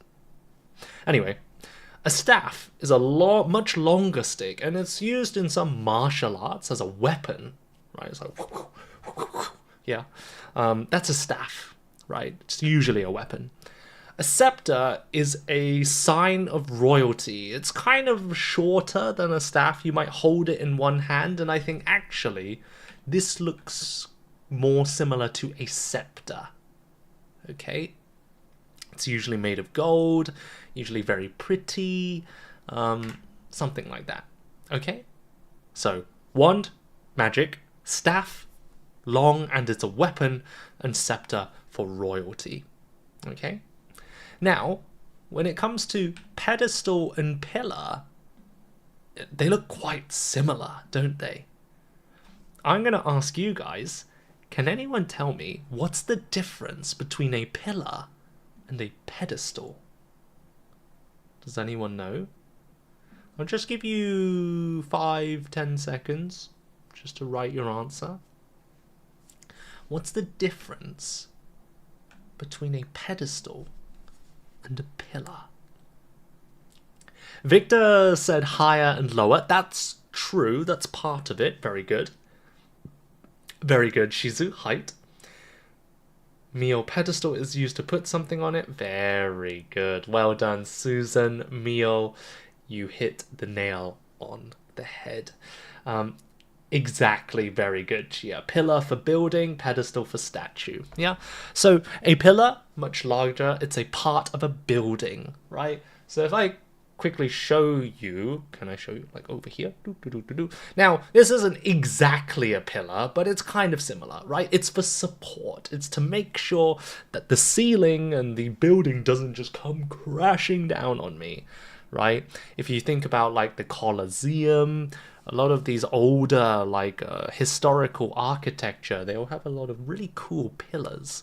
Something like this, yeah? But a pedestal, you might see this in a museum where they display things, right? Like a statue, or rather, maybe not a statue, but a bust, you know, just the head and shoulders. Or maybe a really nice container, like some sort of vase. Usually for displaying something, okay? So, very well done. Nice. Okay, now I think we can move on. Let's have a look at the main event. We don't have much longer, so let's match the tarots, okay? Now, before we do this, I'm going to need you guys to access a file, okay? Because again, I want you guys to take your time and do this exercise, okay? But the problem is, I can't show you many screens at once, so this is how we're going to do it. I have a Google document, a Google Drive folder, which has the 3 different pictures, okay? So what you are going to do, let's see, sorry, 1 second. Okay, so, pen, sorry, which button? So, here are the 22 tarots. Your job is to match the names with the different tarots. Now, some of these might be super easy, right? Because it's quite similar to the name. But some other ones are not so simple. So, I've given you some hints, okay?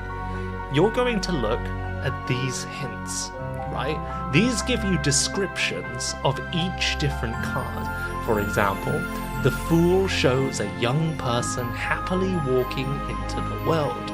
He's very close to the edge of a cliff, a small dog, and so on. So you're going to use this description and try to find the card that matches this description. And then you're going to write which card you think it is. Okay? So, let's have a look. I'm going to share the Google file with you, so please give me a moment. Copy. So this one, copy. And then I'm going to put it in the HelloTalk chat. Please click on this link, and I'll put it in the YouTube side as well. Let's put that here. please click on the link, and then you should see this folder. Oh, sorry. You should see this folder, and you should be able to download and look at these pictures. Yeah, so we have the tarots and the hints. Okay, can everyone access these files? Yeah, can everyone see it? Please give me a yes or no.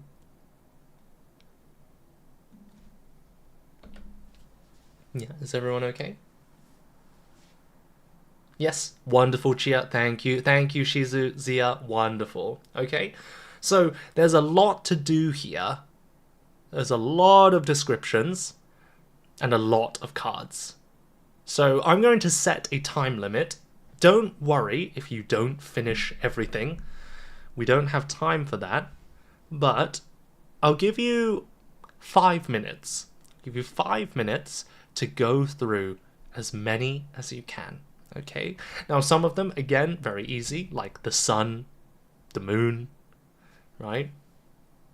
But actually, I say the sun is easy, but actually there are 2 cards that look like the sun, so you still have to read the hints carefully. Okay? So, I'm going to give you 5 minutes.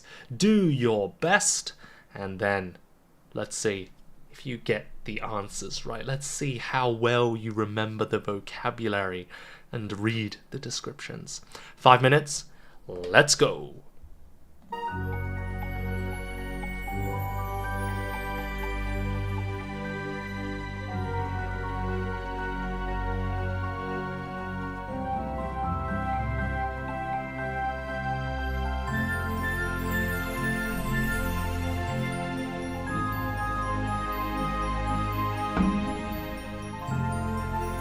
You don't have to write the answers in the chat.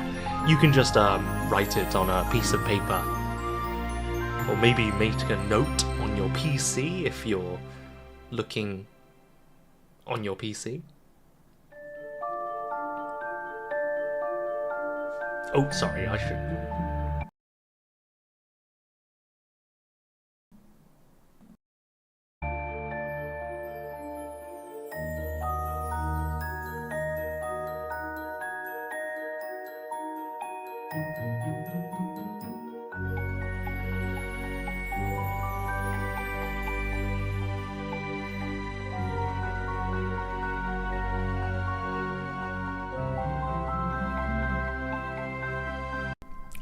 Yeah, it is a bit hard, isn't it, Sia?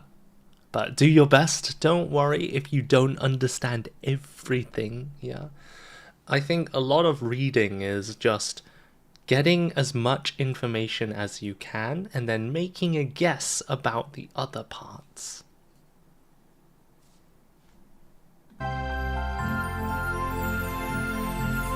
It's fun? Good, I'm glad to hear that. Yeah, I actually, when I was making this, I was thinking, oh, I want to do this. Like, I already know the answers, so it's boring for me.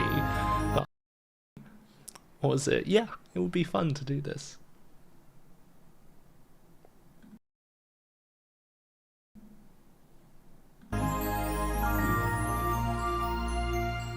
You've got 3 minutes left.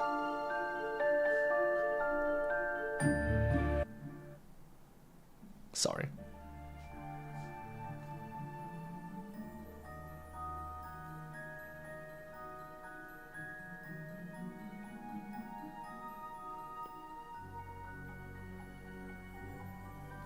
Actually, I want to read some of these descriptions now.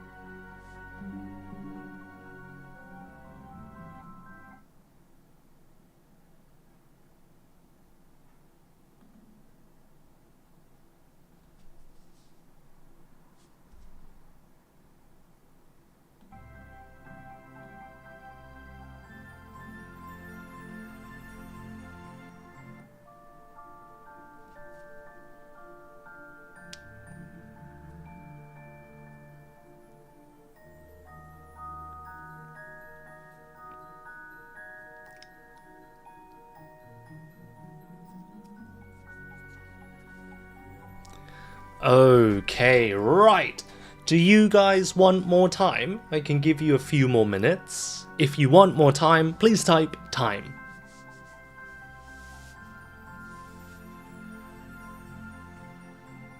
Wait, really? Okay. I'll give you more time. I'll give you 3 more minutes because we do have a bit more to go through. So, I'll give you 3 more minutes.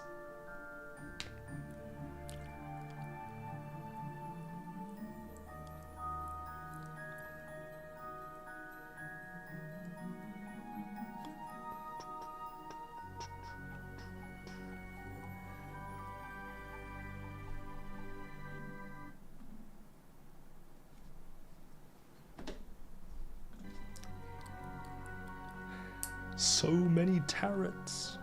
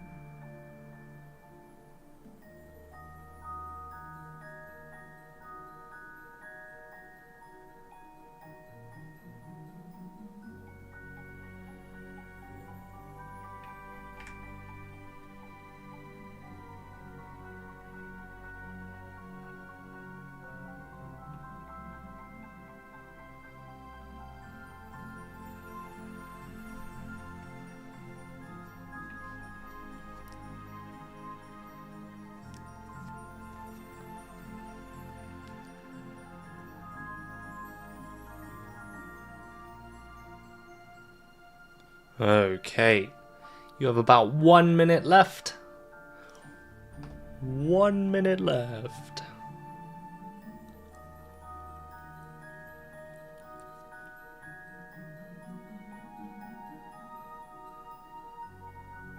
So many cards.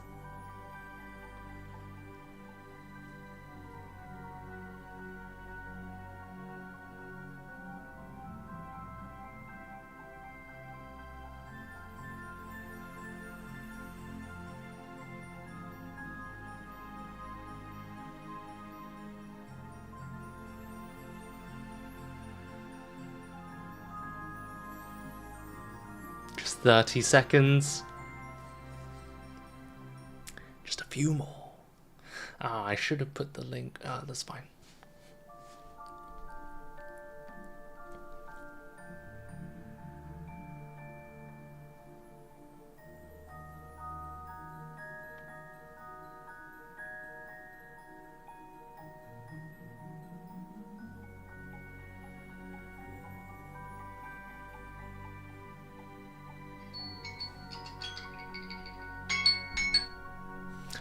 Alright, I think that is time. So, are we all ready to look at the answers? Couldn't find the chariot. Ooh, chariot's a bit of a difficult one, isn't it? Let's have a quick look at the chariot. Chariot shows a person riding in a vehicle pulled by 2 sphinxes. So we're looking for 2 sphinxes. One black, one white. So I think that's a big clue. 2 sphinxes, one black, one white. So black and white. Looking. 2 sphinxes. Here there are some animals. I don't think it's a sphinx. There's Adam and Eve, 2 people. 2 sphinxes. No, I don't see it either. 2 people, it's the devil. And then, it's this one.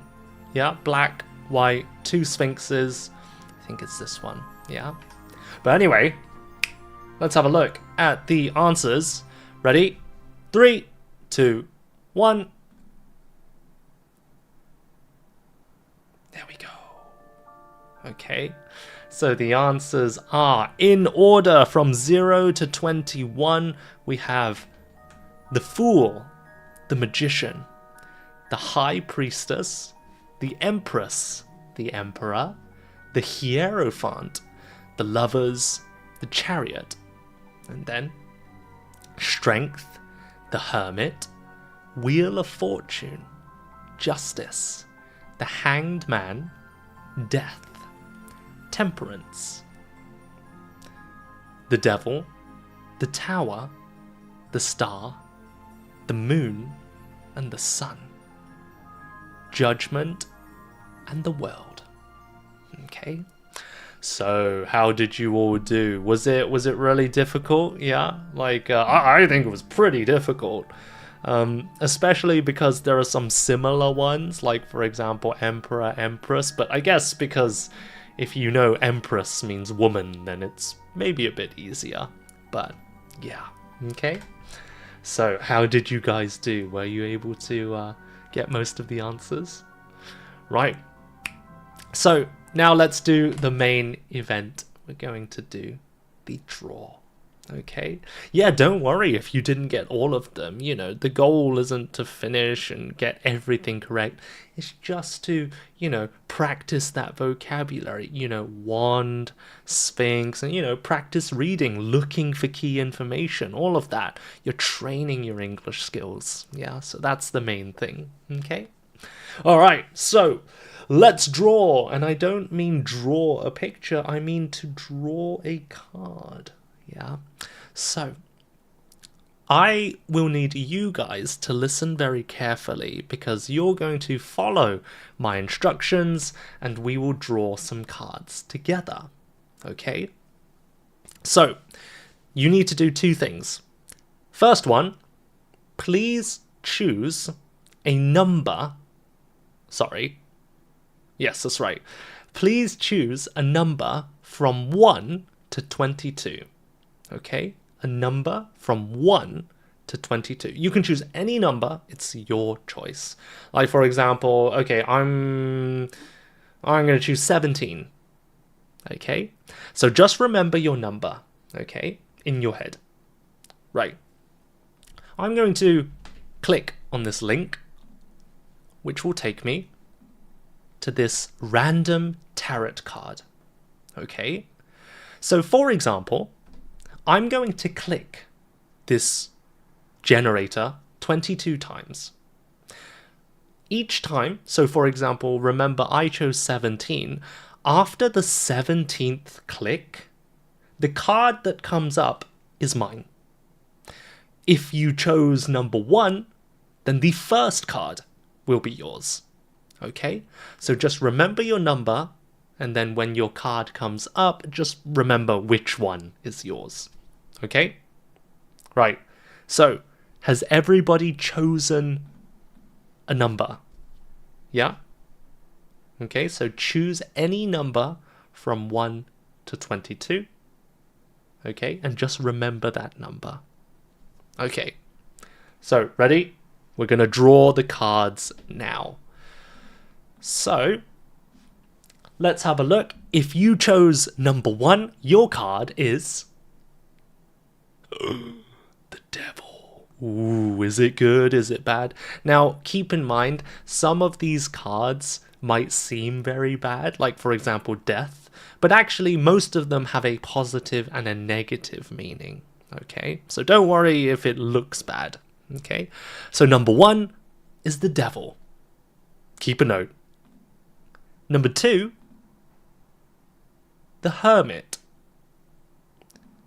Number 3, the Emperor. Number 4, the Fool. Number 5, the World. Number 6, the Hermit again. Sometimes it will repeat. Number 7, Death. Ooh, now I have a feeling that a lot of people picked lucky 7. Is it lucky? Now, I will say, I will show you later, but death actually does have a kind of good meaning. So don't worry if you chose 7 and got death. Okay, so I bet a lot of you are like, am I gonna die? No, you're not gonna die. But maybe a part of your life, maybe a chapter, a part of your past might die. Yeah, so that it's not that bad. Don't panic. Okay, 7 is death. Wait, sorry. I still got the right page, right? Okay, so, and then number 8, the Hierophant. Number 9, Temperance. Number 10, the Devil. Number 11, the Sun. 12, the Hanged Man. 13, the Moon. 14, Hanged Man again. 15, Wheel of Fortune. 16, the Lovers. Now I chose 17, Judgment. Wait, I need to write that down before I forget. Sorry, 1 second. Judgment. Okay, right. So, 17, 18. Ooh, the Hanged Man again. 19, the Hierophant. 20, the Hermit. 21, ooh, the Hermit again. And 22, the World. Okay? Right. So, does everybody have their tarot card? Yeah? Everybody got their tarot card? Everybody know? Just type in the comments, what did you get? What was your card? My card was the Judgment. Sorry, Judgment. Yeah? Sia says, okay, I'm gonna die. Momo says, I am a fool. No, it doesn't mean you're a fool, but yeah, I know it. Okay, so World, Hermit, Fool, Death, and then Sun. Okay, interesting. And then Chia got Death as well. So many people picking Lucky 7. Alright, so now there's one more thing I need to do. The second step, okay? Earlier, I told you that I would be using these. Okay, I'll show you. So it's not the best thing, but I didn't have any other item to do this. I'm going to say... Sorry, 1 second. Wait, which way is better? Let's do it this way. Okay, sorry, scrap that. Not red and green. Let's do it this way. Okay? Because each of these cards has a different meaning depending on if it's upright or reversed, right? Now, generally, I think upright is positive, more positive, and reversed means you need to be careful. It's a bit more like of a warning, okay? It's still not always bad. It just means, you know, to get good results, you have to be a bit more careful, okay? So, I'm going to hide each of these in my hand. So, let's move this here. Okay, so how am I going to do this? This is really hard to do with my hands. Okay, so I'm going to put this here, and then I'm going to put this here. Right. Okay, so you're going to choose my left hand or right hand, okay? One is upright. Did I just give you a clue? Okay, I'm gonna change it again. One is upright and one is reversed. Okay? So, pick right or pick left. Okay? Are you ready? Has everyone chosen? 3, 2, 1. Okay? So if you chose right, you got upright. If you say left, you got reversed. Okay? Now, this is not the best way of doing it. It's not completely random or, but, this is just for fun. More important thing is how you see your own future, how you kind of interpret things, okay? It's just a time to think about your life, all right? Okay, so... that's a good question, Chia. So earlier, I said upright from your side, okay? So earlier, I think it was it? So, basically... Oh, fudge. I forgot which side. But I think I said it earlier. I did say this one is upright, this one is reversed. Does everybody know which side? Does everyone know? Does anybody want me to do it again? Yeah? Shall I do it again? No? All good? No. Wait.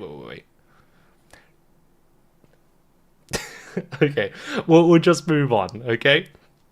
Because I can't remember which side was which, so that's fine. Okay? Right, so let's move on to the main event, the final event. Oh. So, I guess we can just start with the...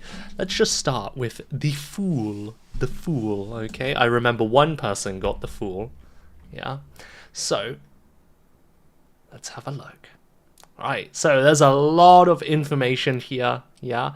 Don't worry, maybe I will upload the presentation so you can have a longer look, because there's too much information to look for everything. But here is basically an overview, yeah, a summary. It's from a great website called Labyrinthos, these beautiful illustrations, and the website's awesome. I got most of my information from here. But basically, it tells you a lot of things. But let's quickly read the story of the Fool, okay? The Fool is a young person, happily walking into the world. He's taking his first steps and feels excited and full of energy. He only carries a small bag and doesn't worry about the possible dangers around him. He's very close to the edge of a cliff, but he doesn't seem to notice. We don't know if he's naive or just not paying attention. A small dog walks beside him and barks to warn him. If he does not pay more attention soon, he might fall and miss all the adventures he hopes to experience. Okay? So basically, we have a story of a young boy who's maybe not looking around himself so much. He's got a lot of energy. He's starting a new journey, but he needs to be careful. Yeah? So we have some symbols, yeah, we looked at this word.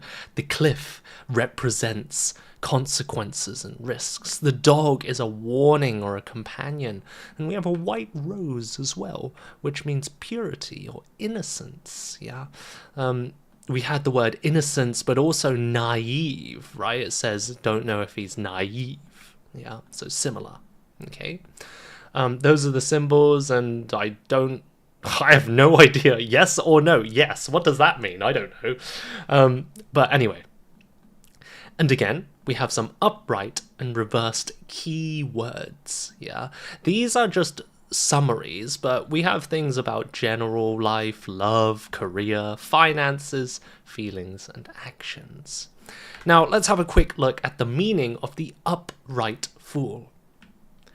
The Fool is card number 0. This number shows endless possibilities. He's like a blank page because his true self has not been decided yet. Sorry, I'm going to zoom out a bit. The Fool represents innocence, and his life journey will shape who he becomes. When this card appears, it usually means the beginning of something new. The new beginning brings hope and freedom without the usual rules of everyday life. The fool sees each day as an adventure like a child does. He believes anything is possible and that the world is full of new chances to enjoy. He lives simply and doesn't worry too much. He's not afraid of the unknown. Even though he doesn't know what will happen, he continues forward with a happy and open heart. Okay, so you can see this is generally quite a positive message, right? He's innocent, he doesn't know so much about the world, but he's got a lot of hope. He's got so much freedom to try new things, go to new places. He's like a child. He believes, that anything is possible. And he doesn't worry too much. But if we look at the reversed, if you got the reversed fool, then let's have a look at that quickly. When the fool appears reversed, his negative side is more visible. It can mean that you're acting carelessly and not thinking about the results of your actions. Like the young person on the card, you may not see that you're in a risky situation. A reversed fool can also mean that you're only living for the moment and not planning ahead. It's a warning to be more careful so that others can't take advantage of you. Like the dog in the picture, the reversed fool tells you to watch out for things that seem too good to be true. Remember, we talked about the word naive, meaning maybe you trust others a bit too easily. So this is what it's saying here. A warning to be more careful so others can't take advantage of you. Watch out for things that seem too good to be true. People trying to deceive you. Okay? So that is the fool. Okay? Now, I'm looking at the time. We're already over time, so I do not have time to go through all 22 cards. So I'm going to upload this presentation so that you can look up your tarot. Sorry. Oof. Need to drink some water.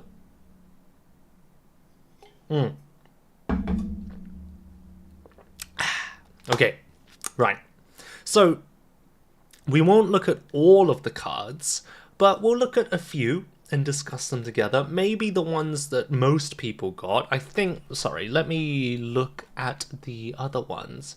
So there was the Fool, people wrote Hermit, Death, and yes, I think Death was a slightly common one. I'll definitely show Death. Zia wants to know if she's going to die. Alright, so let's go back to the main page. Are there any interesting ones? Okay, let's have a look at Death first. Where is Death? Number, I think it was it 7?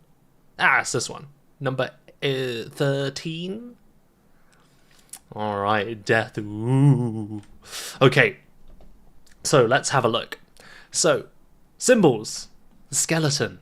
That which endures death. What does that mean? I don't know. Anyway, armor, invincibility. Invincibility, that's good. It means nothing can beat you, nothing can hurt you. The armor protects you. White rose, purification and immortality. Immortality means you live forever, or something exists forever. It's immortal. And the skeleton means something similar. It kind of continues even through death. Okay. Now, let's have a look at the description. Right. The Death card shows a skeleton riding a white horse. He holds a black flag with a white pattern. The skeleton represents what remains after death. He wears armor, showing that death cannot be stopped. The white horse stands for purity, because death purifies everyone. It makes them clean, in other words.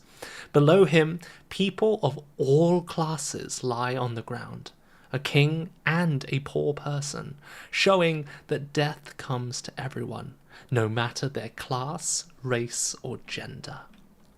Yeah, so you can see, wow, rich person, poor person, young, old, death kills or cleans everything.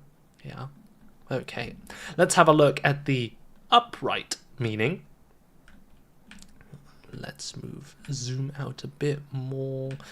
Okay, right. Many people fear the death card, but its meaning is mostly positive. It usually shows that one part of your life is ending, and a new part is about to begin. You need to close one door to open another. The past should be left behind so you can focus on the future. The card also shows that a major change or transformation is coming.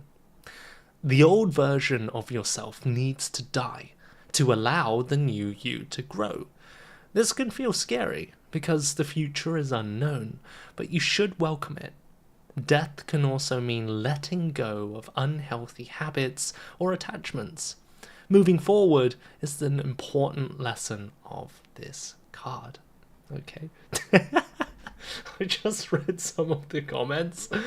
Susan, who wants to change cards? I want the death card now. More saying, oh, it's not negative. And Zia says, wow, how can this be so accurate? I'm really going to start new things. And like, ooh, interesting. There you go.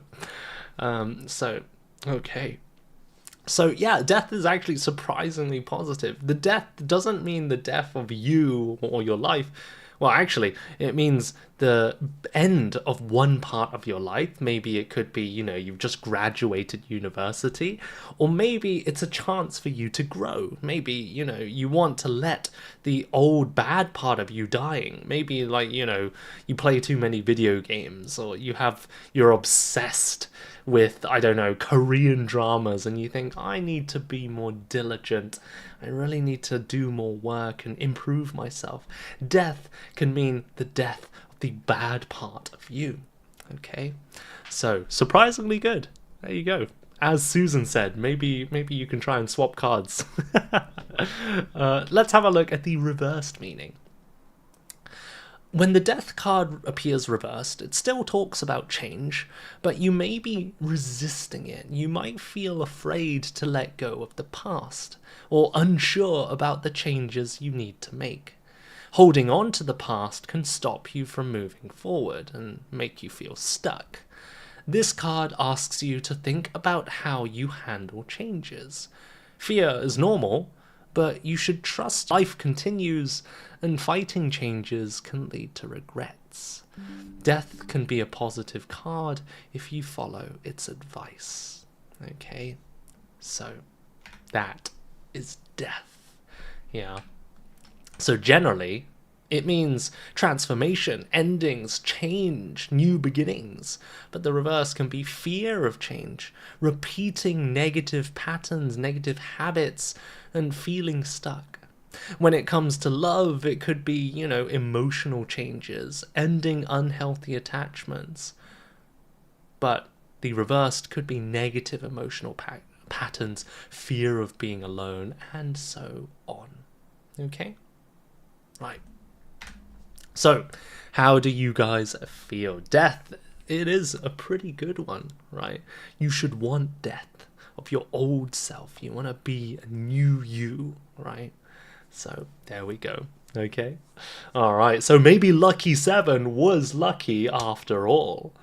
But again, I think it was not, completely random, because many people like to pick Lucky 7, right?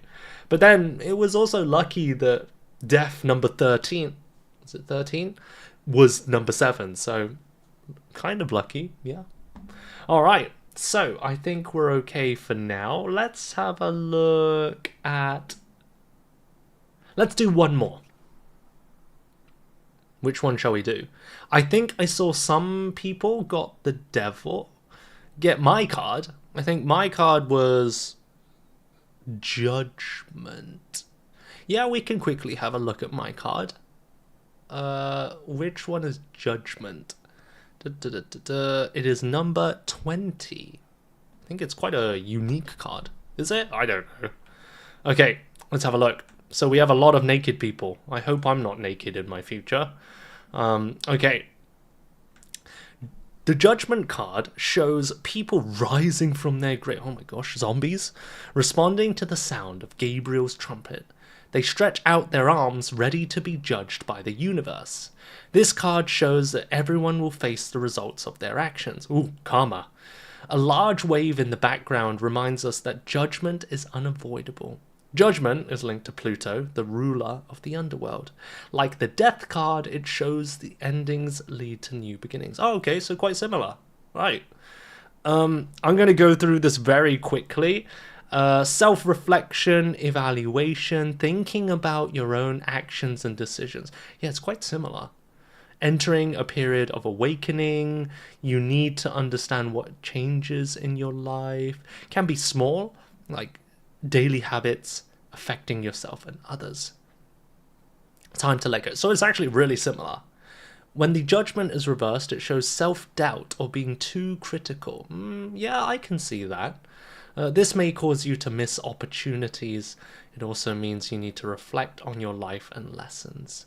Forgive yourself for past mistakes. Focusing too much on errors can stop you from moving forward. Is that true? For me? Have I made some mistakes recently? Do I focus? But generally, I would say that I focus too much on errors and, I'm quite critical of myself. I just finished a big internship or a big project, and one of the big themes was that I often put a lot of responsibility on myself, especially when I'm working with Japanese people and we're speaking in English, because I'm the native speaker, right? So I guess it makes sense, yeah, but who knows? Interesting.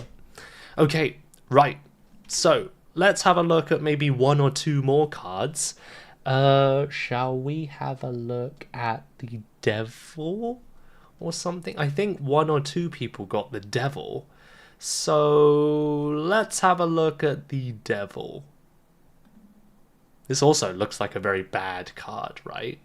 Okay, let's have a look. So, the Devil card shows a creature called Baphomet, part man and part goat, with bat wings and an upside-down star on his forehead. He stands on a pedestal, and a man and woman are chained to it. This shows that he has power over them. Both the man and woman have horns, showing that spending time with the devil makes them less human. The chains make them look trapped. The man has a flame on his tail, and the woman has grapes on hers, showing their addiction to power and pleasure. They both look unhappy and powerless. Their nakedness shows shame. Interesting. So, this looks quite negative so far, but let's have a look. Right. Sorry, 1 second, let me take a drink. Okay. When the Devil card appears upright, it shows feelings of being trapped, empty, or unfulfilled. You might be focused on material things, luxury, or pleasure, and feel unable to control your desires. This card can also point to addiction to substances or unhealthy habits. You may feel like a slave to your impulses, unable to change on your own.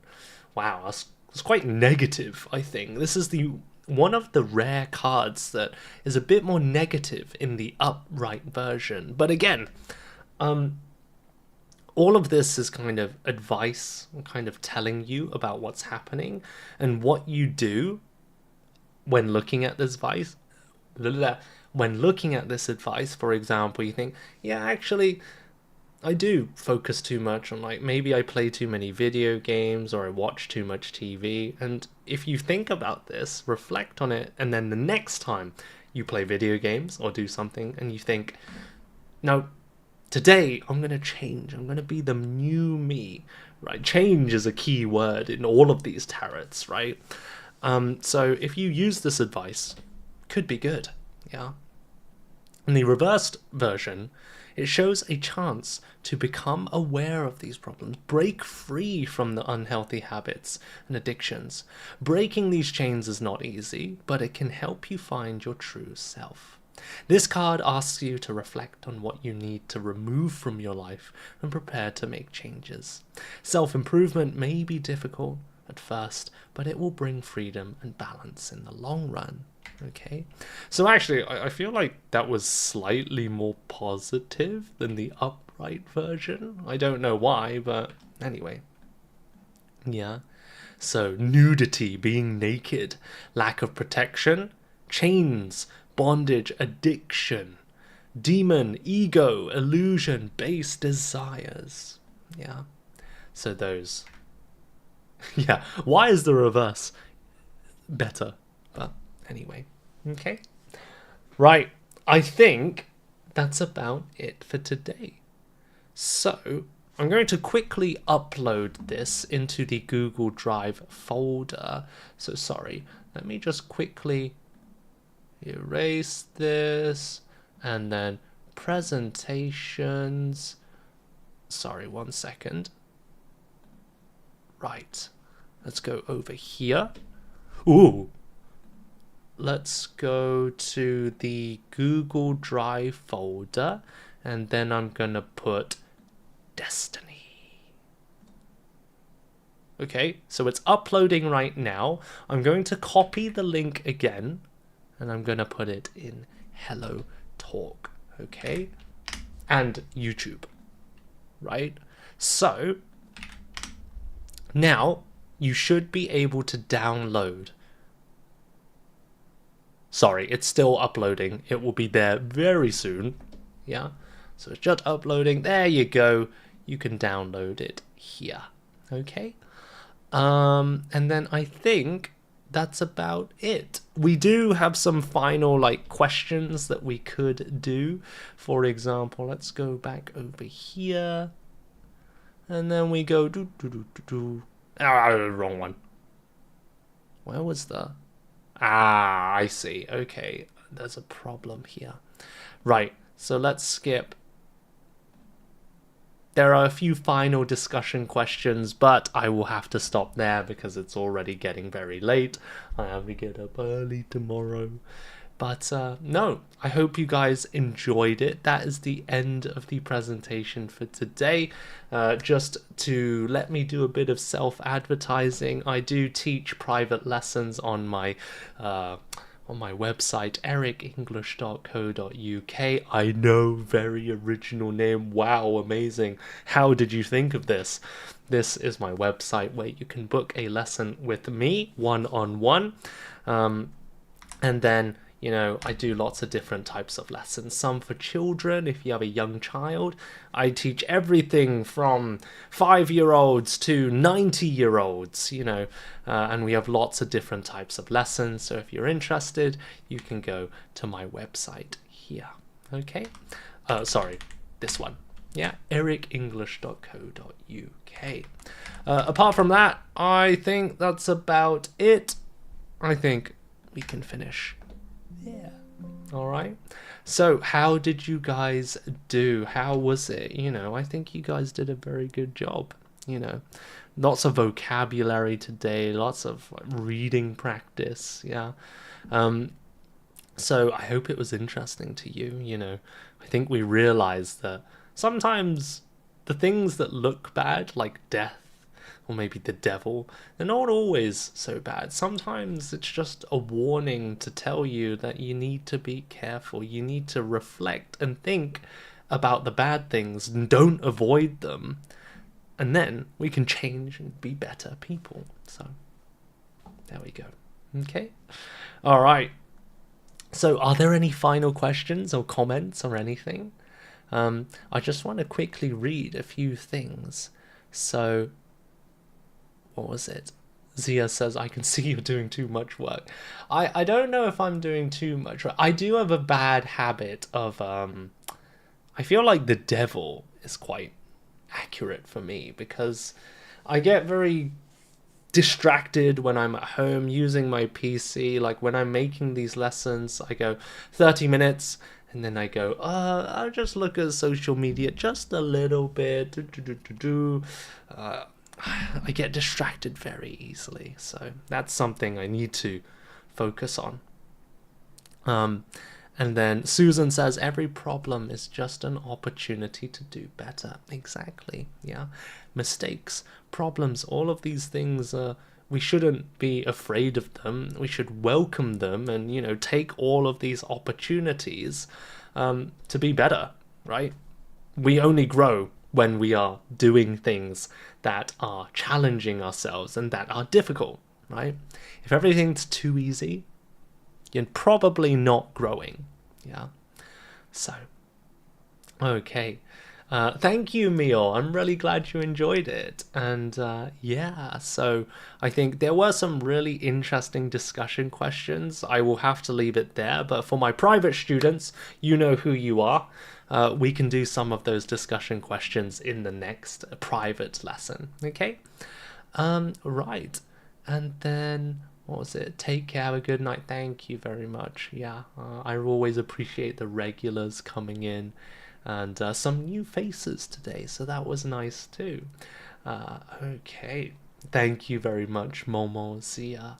And getting distracted is normal. Everyone does that. That's true. That's true. Yeah, I think it's especially difficult for younger children nowadays, right? For us, when we were in university, or in school, we didn't have so much YouTube, so much Netflix to watch, right?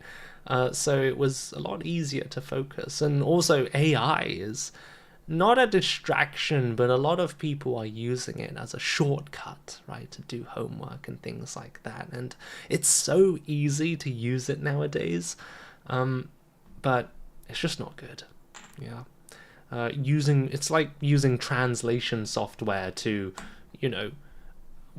put your thoughts into words, right? You're not really learning how to, speak the language. Even using a dictionary, one advice I always give my students is, if you can't remember a word, or you forget a word and you panic, it's okay to try and remember and recall that word. Let's say 3, 4, 5 seconds. But if you're speaking to a person, the flow of the conversation is more important, right? You don't want to make the other person wait too long. Of course, don't feel that pressure, like if you wait 3 seconds, they're gonna explode. No. But maintaining that flow. Try to remember the word, 3, 4 seconds, but if you can't, you have 2 options. Number 1, just explain the word in simple words, use a similar word, right? So for example, let's say you're trying to remember the word naive. You think, oh, I learned this word yesterday. What is it? It's no, I can't remember. Anyway, it's like, innocent, but like in a bad way, right? Like you trust people too much, and then they might say, oh, you mean like naive? And you're like, yes, that's it, right? You're still communicating. The flow of the conversation is being continued, right? And the best thing, you're not using a dictionary, right? If you're studying by yourself, dictionary, fine, no problem. But in a conversation, it's much better to continue communicating, get the native or the person to help you and communicate, right? That's the best way, in my opinion. The second option is just move on. You don't have to remember every single word in the English language. Sometimes this extra information is not needed. Yeah, so just move on. Okay? I know it's difficult though. Right. So I think that's about it. Thank you very much, everybody. I hope you enjoyed today's live stream as normal. I think next week we have a Christmas lesson, yeah? I know it's a bit early, but because I will be busy, I think I'll be flying home to the UK on Christmas Day. So I wanted to do a Christmas lesson and a New Year's lesson, but because when I'm home, I won't be live streaming for like 2 weeks. I have to move everything a bit forward, yeah? The Christmas lesson should be pretty fun, but I want you to come to the New Year's lesson. That's going to be a really fun lesson, a quiz, lots of games, and we're going to test you on all of the vocabulary that we've learnt this year, you know, going back all the way to the beginning, looking at psychology, Valentine's Day. We looked at recently crime, superstitions, Japan, right? There were, I think, maybe more than 100 words and idioms and phrases that we've looked at. So if you want to review everything, just relax, have a nice quiz, and just, you know, have fun, then please do come for that. And that will be in 2 weeks. Next week, Christmas, same time, same day, Saturday at 8 p.m. Japan time. And in 2 weeks, Saturday, 8 p.m. Japan time, it will be the New Year quiz. Okay? So, have a wonderful evening, everybody. I'm going to make some food. I don't know what yet. Maybe cup ramen. No, I always have cup ramen. It's bad. But because I'm so lazy, it's so late. But anyway, thank you very much for joining, everybody. As always, have a wonderful weekend, and I'll see you next time. Okay? All right. Take care and see you soon. Bye bye. Thanks again.